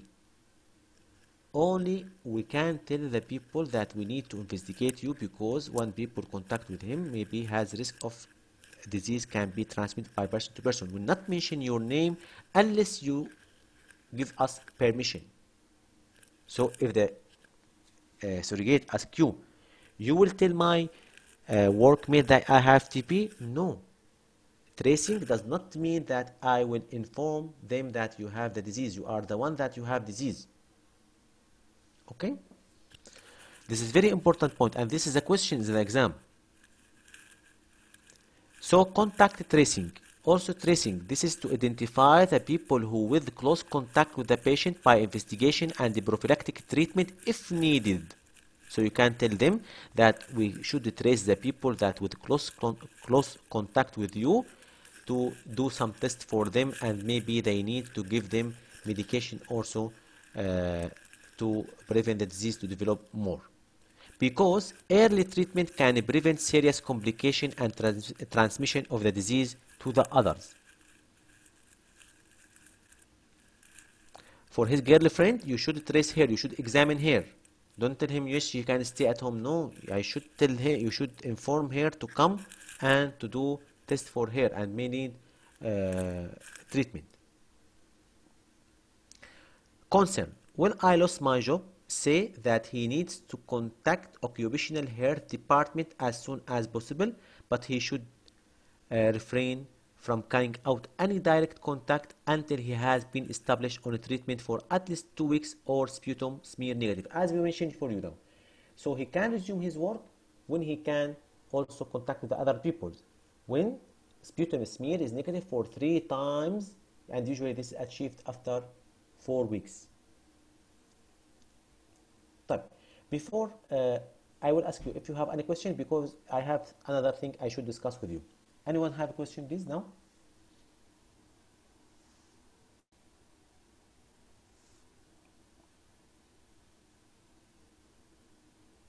In the job sector, should I notify them also or don't breach the confidential here? For what, doctor? For his job sector? Yeah, for his job, as I told you, that we should not, we should not breach his confidentiality, but we should trace the people with him. Okay. But if he asks you, how can tracing them without to mention it for him? No, I will not tell anybody that you are the one that you have the TP. You understand me? Okay. Yani you should stop your working, either to take vacation, either to do anything to inform your occupational health worker, because the patient maybe tell you, no, don't tell my occupational health worker, I will take vacation, I will not go work. But I should trace them, I should trace your workmate, and I will bring them and I will do, but I will not tell them that you are the one that the patient.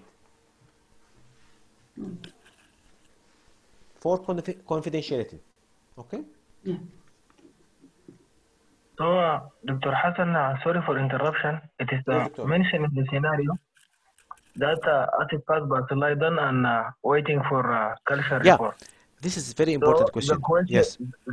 that question. So we will start. You will start treatment. Yeah. Treatment now or what? Really, I was confused at that point. So I don't know. Very important point. How long the culture need to be to get the result?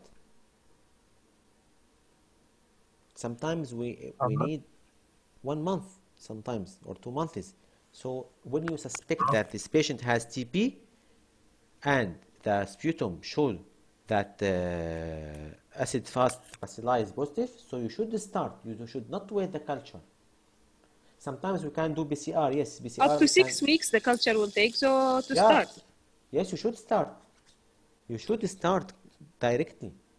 And even PCR, we know that PCR sometimes need 3 days to 1 week.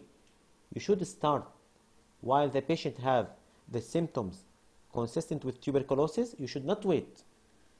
Okay, but now it depends on sputum acid and alcohol bacilli, this fast bacilli.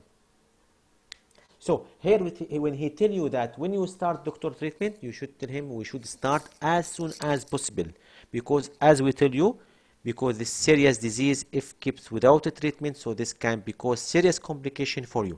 So here, maybe as soon as possible we can start.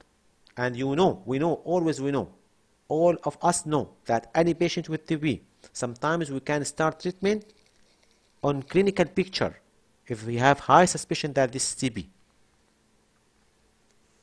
Is it right? Yes. Yeah. Any question? So you can start as soon as possible. We'll keep you in hospital in isolation room, and we'll start as soon as possible, and we'll wait the results of the culture. Sorry, Dr. Hassan, is the only open TB, COVID-19 and meningitis notifiable disease or any other disease like HIV or... Yes, HIV. It's not a viral disease. Also, Yeah. yes, you are right. Yeah. Okay, thank you. But we have this is cases about HIV Okay, in this course. thank you. Other question, please. So, we have other scenario appear in the exam about TB, but not like that. The scenario come that patient diagnosed as TB and given a treatment, discharged from hospital after 4 weeks. He went home, but this patient not collect more medication, so not taking now medication, and the symptoms return back for him. This is more difficult scenario. How can approach this patient? First of all, you should ask patient why is not take his treatment. You can ask him about side effect. Maybe this patient not take this medication because it's side effects. So you can manage his concern. Maybe this patient because he forget. He told you that, oh doctor, many medication, I cannot take it, I forget to take it. Maybe the patient, maybe 1 minute. Maybe the patient, he cannot get the tablets. from pharmacy or from his GP. So you should know first why this patient not compliant to treatment. This is the first issue. Then ask him the risk of non-compliance to treatment. Tell him that you may remain infectious to the other people. You may not be cured. If the original infection is only partly treated, the bacteria can become resistant to antibiotics and the TB become more difficult to treat. So this is the issue. If the patient not compliant to treatment, this can be transmitted the disease to the others, can be not cured, and this will cause life-threatening complication, and the original infection is only partly treated, so this can become resistant to antibiotic. And then you can explain the risk of complication, that this disease can spread to the other parts of body, can affect the brain, can affect the kidney, the bone, and can also cause life-threatening complication and also can cause death. Then you can explain him about what called directly observed treatment. For patient non-compliance to treatment, as we know that there is a scheme called directly observed treatment. What this given to the patient has difficulty with taking the medication at the current time. And what the benefit from this? It's only 3 times a week. Also, this will be altered according to how he's doing. He does not need to remember to go to his GP and pharmacist to get the prescription treatment. So, if the patient non-compliant to treatment, you should discuss with them directly observed treatment. Directly observed treatment in tuberculosis treatment, where ingestions of every drug is witnessed, okay, is recommended in non-compliance patient, particularly the homeless people, alcoholic, drug abusers, and the patient seriously mental illness, patient with multiple drug resistance, and those with a history of non-compliance. So, other scenario, if the patient non-compliant to treatment, how can dealing with him with this drug, as we mentioned, directly observed treatment. Any question about this scenario? So in this case, we mentioned there is a notifiable disease. So we notify to the concerned health department, or who? Really, I read two things. We can tell health protection agency. Health protection agency. I think in UK, this is one department that usually responsible for disease or infectious control disease. But as I told you, because we are working outside, so it's not necessary to know in details. Because as we know now, in most countries there's departments called infectious control department. Okay, but in UK, I read one time in the also communication skills in for UK tutors that he mentioned health protection agency. Okay. Okay, thank you, sir. Thank you. Other question? Last case, Dr. Saima, I think. Yes, sir. Dr. Saima, what is the weather time in your area now? It's 8:45. I'm in London. Ah, very nice. Because always I give you the case at the end, so I afraid that to be in Far East. Okay, very nice. So, Dr. Saima, what the department in the UK usually? Protection Agency Department or what? What's Actually, the name? I'm really new here. I'm from Bangladesh.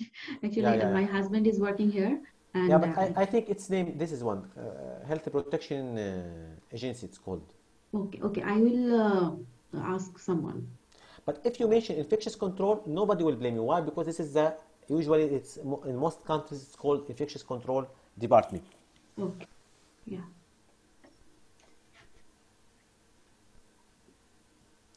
This is your case, doctor?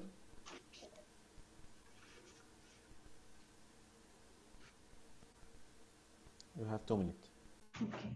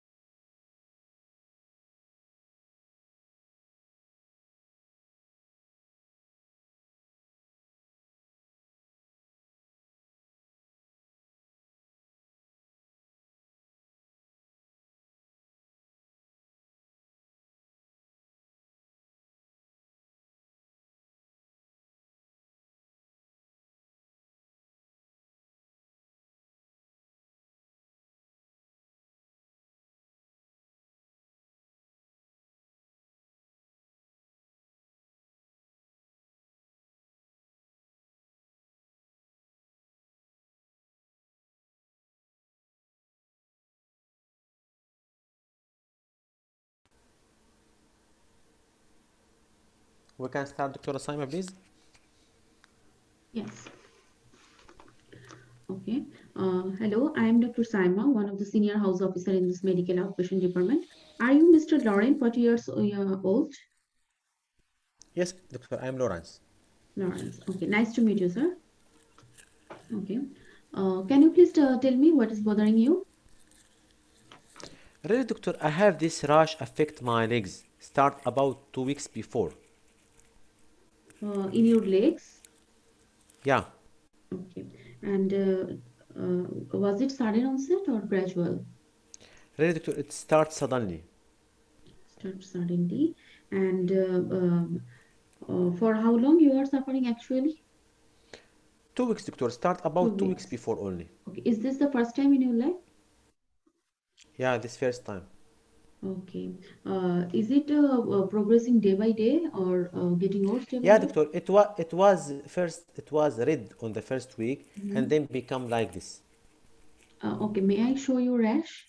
Yeah, please, Doctor. This one. Okay. Okay. Okay. Do you feel any pain on this area? Yeah, Doctor, it's very painful. Okay. And any itching in that area? Not itching, Doctor, but really it's painful. Not itching. Any discharge from this No, area? no, Doctor. Okay. Okay. Okay. So, did you notice anything worsening your condition? Like any creams or emollients? Did you know No, no. used it? Okay. I didn't use it, Doctor. Okay. And anything relieves your condition? Are you taking any medications for this? No, I'm not taking any medication. Okay. Uh, so it's painful. May I ask, do you have any shortness of breath? Yes, Doctor, I have. Shortness of breath. For how long Yeah. you are suffering from Since this? 3 months, Doctor. 3 months. And your shortness of breath is related to your exertion or all the Yeah, time? yeah, yeah, Doctor. It increase when I'm walking fast or climbing stairs. Really, I cannot tolerate now to climb stairs. Okay. I'm very sorry to hear that. And do you cough? Do you have cough? Yeah, yes, Doctor, I have cough also since 3 months. And coughing out of blood? No, no blood. No. Okay. So, is it your cough dry or sometimes Yeah, wet? Doctor, it's dry, yes, Dry really. cough. Okay. So, may I know, do you have any chest pain associated with? No chest pain, Doctor. No. Any racing of your heart? No racing of my heart. Okay. Any joint condition you are diagnosed with before or you have? Nothing before, but really also, Doctor, since 6 weeks also I have joints pain affect my both knees and ankles and wrists. Really, Doctor, it's difficult. For 6 weeks, you are Six having weeks, joint pain? only 6 weeks, 6 weeks. Okay. And do you have any morning jamming with the joints? Morning stiffness? No, no, Doctor. It's all the time you're suffering Most from time, joint pain? yes, most time. Okay. So do you have any back pain also? Back pain, no back pain. Okay. Any other body parts area rash? Any other rash? No, only this rash. Only this rash. Okay. Do you have any other condition like tummy pain? Yes, really, Doctor, I have also tummy pain. Okay. And which part of your tummy? Upper part, like burning sensation I'm feeling.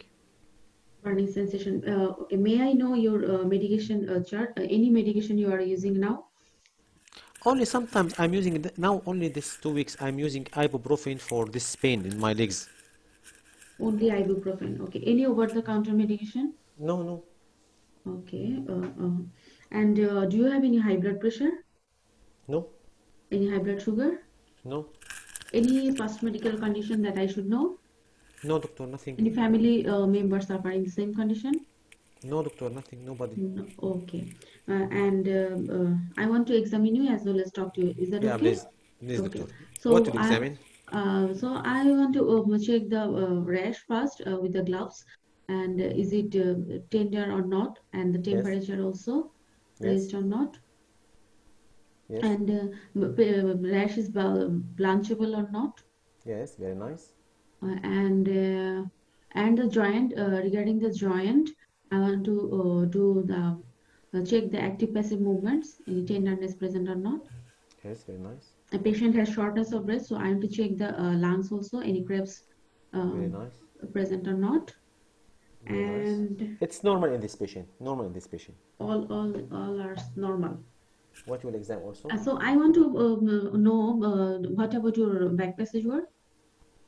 Any Hard. change I like have hard. loose, Yes, doctor. Hard motion. I have hard motion hard motion for how long? for also about 3 months. 3 months. Your hard motion and your water work Yes, doctor. I pass urine more frequent and more amount. increasing more for the Yeah. same duration. Yeah, about 3 months also. What about your mood? Really, doctor. I feel that low mood. Low mood for the same duration. Yeah. Okay. Did you notice regarding your motion? Did you notice any blood? No, no blood motion. Okay. What is the difference? The previous motion and now? It was Yes, it all was right. okay. It was normal, doctor. But since this period, I feel that high motion. I open my bowel 3 times only per week, and I strain to open my bowel. Do you have any weather preference? No. No weather preference. Okay. Mm, may I know any family history of note, like cancer or No, doctor. um, No, nobody in my family no? has disease. So, okay. Do you smoke, sir? Yes, only 10 cigarettes since 10 years, doctor. Since 10 years. And do you drink alcohol? 10 units per week, doctor. 10 minutes per week. And what do you do for your living? I'm teacher, doctor. Is it affecting your daily life? 1 minute. Yes, doctor. Really, it's affect especially this shortness of breath and dry cough. So, what's your concern, sir? What's the cause of these symptoms, doctor? I have many symptoms. Okay. After talking to you and examining you, I have some possibilities in my mind. You are suffering from a condition which is called sarcoidosis, I think, but don't bother with the name. Before that, Yeah, I will do some blood test and imaging for yeah, your joints, and yeah, also I may need take a sniff from the rash to confirm my diagnosis also. And I yeah, will form a multidisciplinary team for you, which will include the joint doctor and gut doctor and the specialist nurse, a mood doctor and a skin specialist also for you. And great, great, Doctor Simon, really great. I want to give some advice for you regarding smoking and alcohol. Yeah, If this you is feel this is really always manage it at time. Yeah, okay, first I tell you I am smoking 10 cigarettes. Please, I would you stop smoking because smoking can affect all parts of the body, especially that you are now have lung disease. So really, directly, to don't forget because you forget now. Time off. oh, okay, Okay. okay. Yes. So first of all, what's this skin lesion? Describe me this lesion. Oh, okay. Skin lesion is erythema nodosum. Yeah. Describe me. Oh, okay. The rash is maculopapular rash. Uh, what should describe? Because really, this is an exam at the core. The Okay. examiner will tell you, let me what this is rash. Describe it. So, as we know that usually erythema nodosum is nodules. Yeah. Nodules. So you can now tell me that this is poorly defined red. طبعا red it's color red. Tender Finger. nodular lesions of varying size. You see, its size is different from one to other. So clearly, this poorly defined red tender nodular lesions. Nodular, very important Okay. because it's nodules.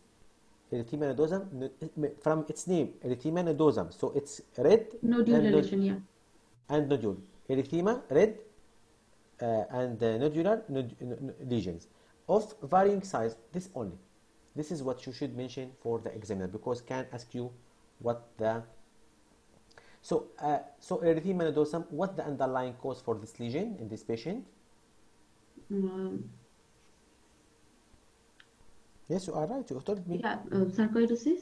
Sarcoidosis. What the evidence of sarcoidosis in this patient? The patient has the features of hypercalcemia and also shortness of breath. And erythema Uh, nodosum. So and the patient erythema, has respiratory symptoms of respiratory shortness of symptoms. breath and dry cough, have erythema nodosum, have symptoms of hypercalcemia. So what the cause is? Sarcoidosis. Sarcoidosis.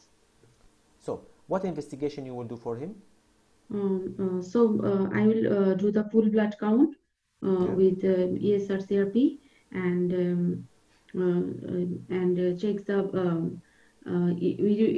creatinine, serum creatinines, and also the renal function test also, and 24-hour calcium, Yeah. calcium and HCE level also. Serum is Corrected calcium and hypercalciuria and urine calcium. صح, you are right. Very nice. Corrected calcium plus serum calcium and also urine calcium, because it's also increase in the patient with sarcoidosis.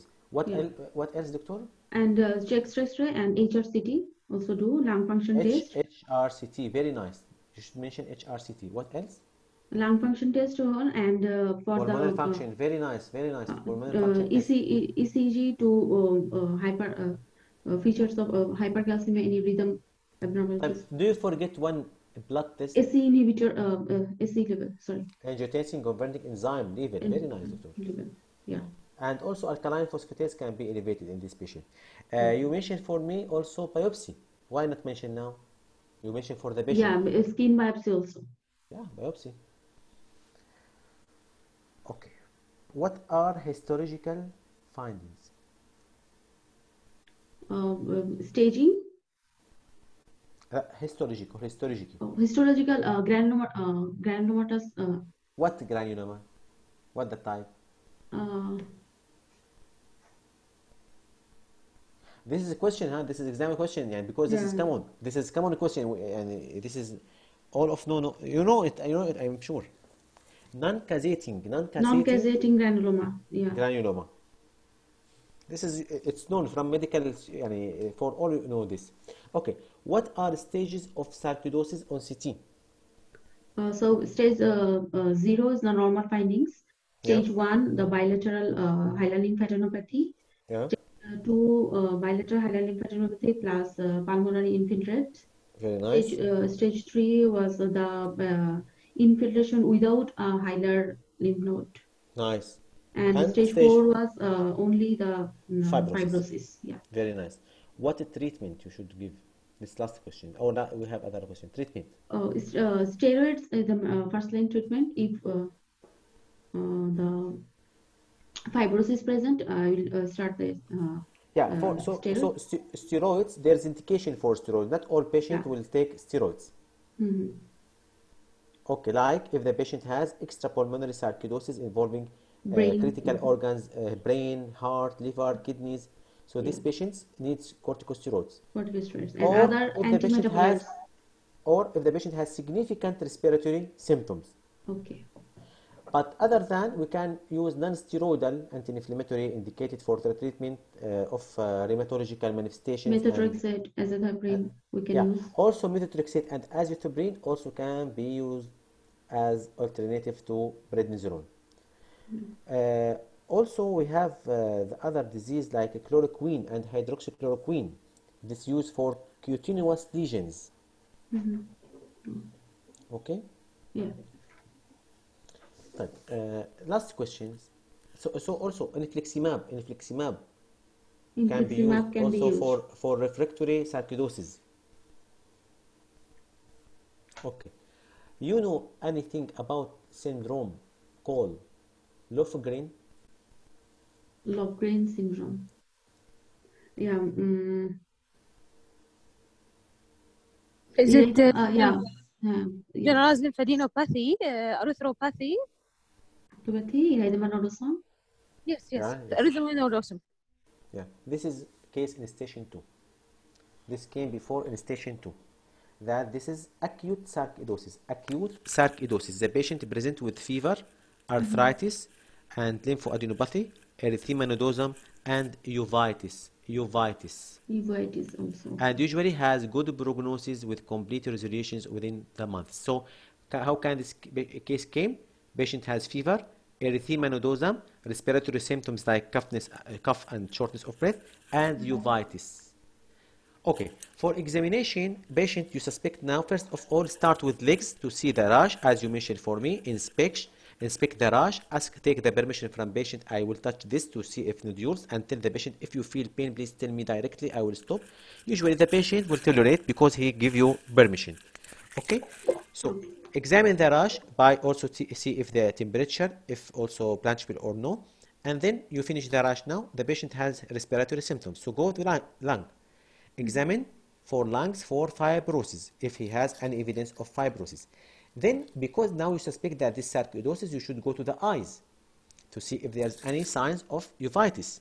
So this is very important. And really, Doctora, you manage your time very well. And you have time. You have time to explain me also at the end what the diagnosis. So don't forget to examine the eyes, because now we are examining patient. We suspect that sarcoidosis. And the joints, as you mentioned for me, you forget only to examine the eyes. Eyes, look for redness and visual acuity only. No need to examine more. Only tell the patient to close one eye, you can see well, and other eye you can see well. Why? Because as we know, uveitis can affect also the visual acuity, not only redness and visual acuity. Is it, doctor, if it is acute, is it associated with polyuria or no? No signs of hypercalcemia. Okay. No symptoms of hypercalcemia. Okay. Only fever, arthritis, erythema nodosum, uveitis, and higher lymphoadenopathy, so the patient can have shortness of breath. So, first of all, as we mentioned, Dr. Saima, first step, the patient tell you, I have skin rash, please show me the rash. This can give you very close, you know now the diagnosis. If you see this rash, from beginning you know that diagnosis. I need from you to know for each rash in your mind, put map in your mind and really repeat it before the exam, because in the exam you don't know what's the rash from outside, you don't know. So put in your mind differential diagnosis of each rash. And before the exam, what I did before my exam, I read in the paper erythema nodosum, I write differential diagnosis and I read it many times. I read bioderma gangrenosum. I wrote differential diagnosis. Why? Because when outside you cannot prepare first skin rash. Really, you cannot. What you write in your paper? You cannot write anything, because you don't know which rash this patient has. So try to learn yourself or training yourself about each rash. So for erythema nodosum, I need you to know only some differential diagnosis come on in exam. First of all, sarcoidosis. This is the most common cause in exam. Sarcoidosis as cause of erythema nodosum. Okay, so you should ask about full respiratory symptoms and tuberculosis. So sarcoidosis, tuberculosis. So respiratory symptoms can help in both, but usually in tuberculosis the patient has fever and travel history can give clue. 2, and this is what you forget to ask me, an inflammatory bowel disease. So you should ask about only 2 questions: change in bowel habits, bloody motion. So you should target yourself. You ask me later on as symptoms of hypercalcemia, but you don't ask me directly about this. So you should put in your mind an inflammatory bowel disease. So you should put your mind change in bowel habits, bloody motion. 3, myeloproliferative disorders. So you should ask about lymphoadenopathy. You have mumps or lumps in your body, and this can help you for TB also. Medication, drug, oral contraceptive pill, and sulfa, so either sulfonamide or sulfonylurea. Their other cause, the last cause, streptococcal throat infection. And so you can ask patient, do you have sore throat or high body temperature before to develop this one? So streptococcal. And as we know, erythema nodosum, anything can cause erythema nodosum. Anything can cause erythema nodosum. But usually this is the disease come most likely and in exam. So tuberculosis and sarcoidosis as lung disease, an inflammatory bowel disease, myeloproliferative disorder, and streptococcal throat infection and medication. If you know all this, and there are other causes, but usually it's rare in real life and also not appear before in the exam. What appear before in the exam? Sarcoidosis appear, inflammatory bowel disease appear many times. Okay? Okay. طيب. Usually in exam, usually the examination will be normal of the lung. Usually pulmonary finding on the physical examination, usually normal. So just to add, Behçet's is also a cause. What this, doctor? Behçet's disease. Behçet disease, you are right. It's mentioned Behçet disease, but not appear before an exam. It's mentioned in Behçet disease. Yes, you are right. Okay. It's mentioned Behçet disease can cause it, but really I don't put here because I put that will appear in the exam and the commons, because streptococcal also throat infection as common disease in real life. So for symptoms of sarcoidosis, what are symptoms of sarcoidosis?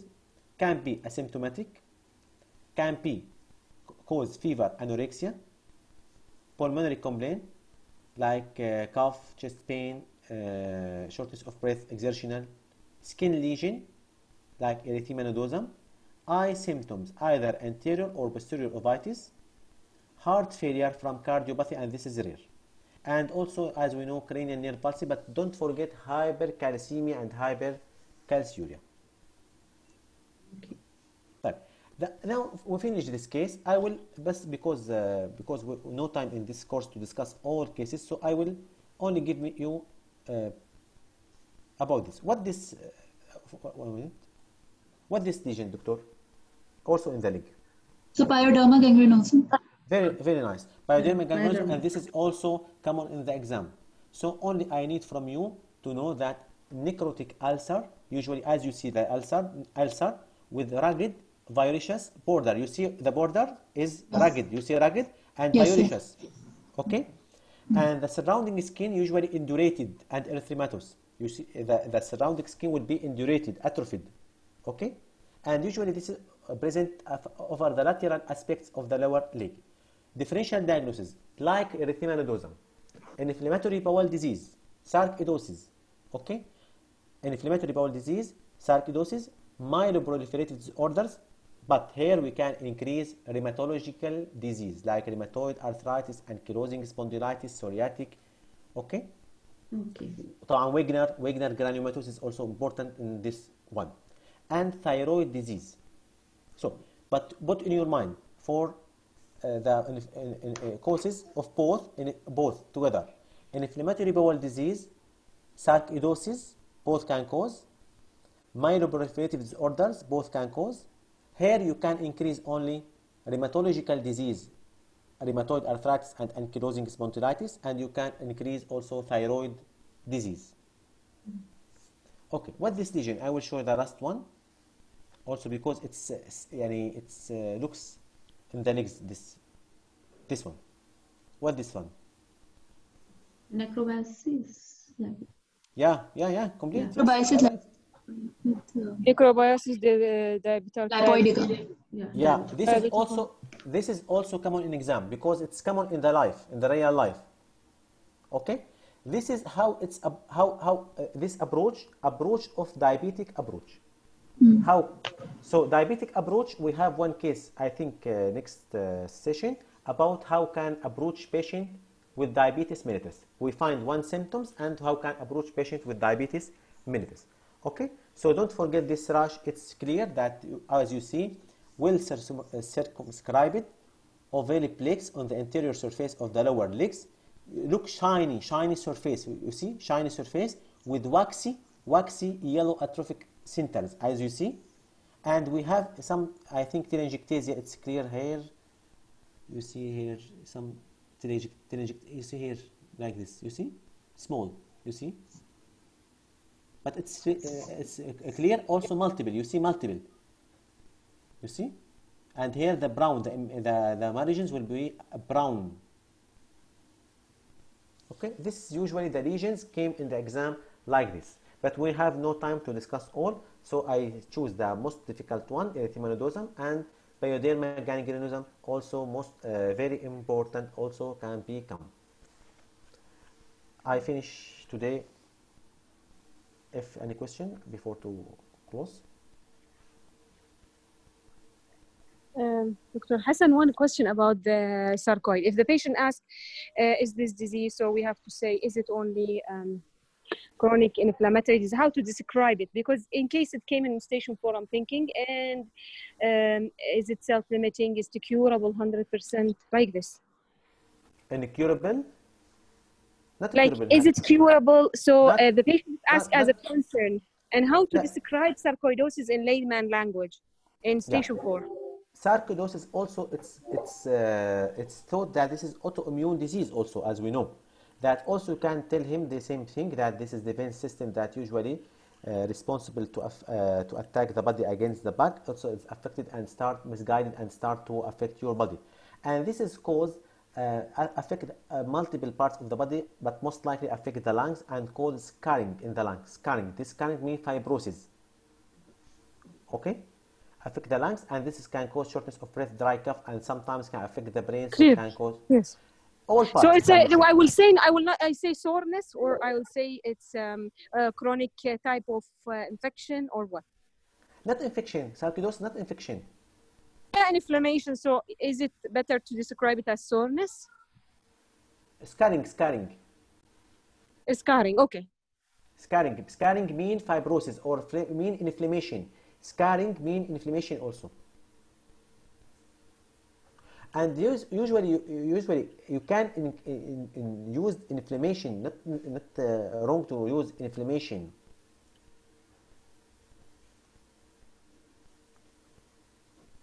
And it's usually, as we know, it's controllable disease. Tell him that sometimes we no need to give the treatment like immunosuppressant treatment. As we mentioned now, this treatment only kept for the patient with severe disease, but the patient with the mild symptoms, only that affect the skin, no need to give treatment.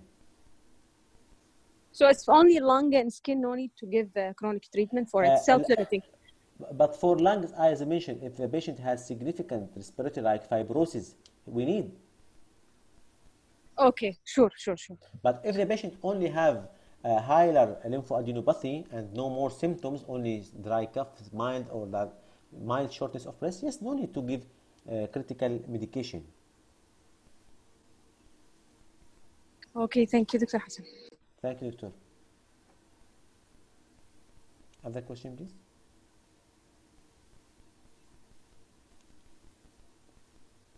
But we know that sometimes we need lung transplantation if the patient has pulmonary fibrosis, advanced pulmonary fibrosis. Maybe you need lung transplantation. So it's serious disease, not easy disease. But usually, most of patients have mild to moderate symptoms, not necessary to develop advanced disease. Any question, please?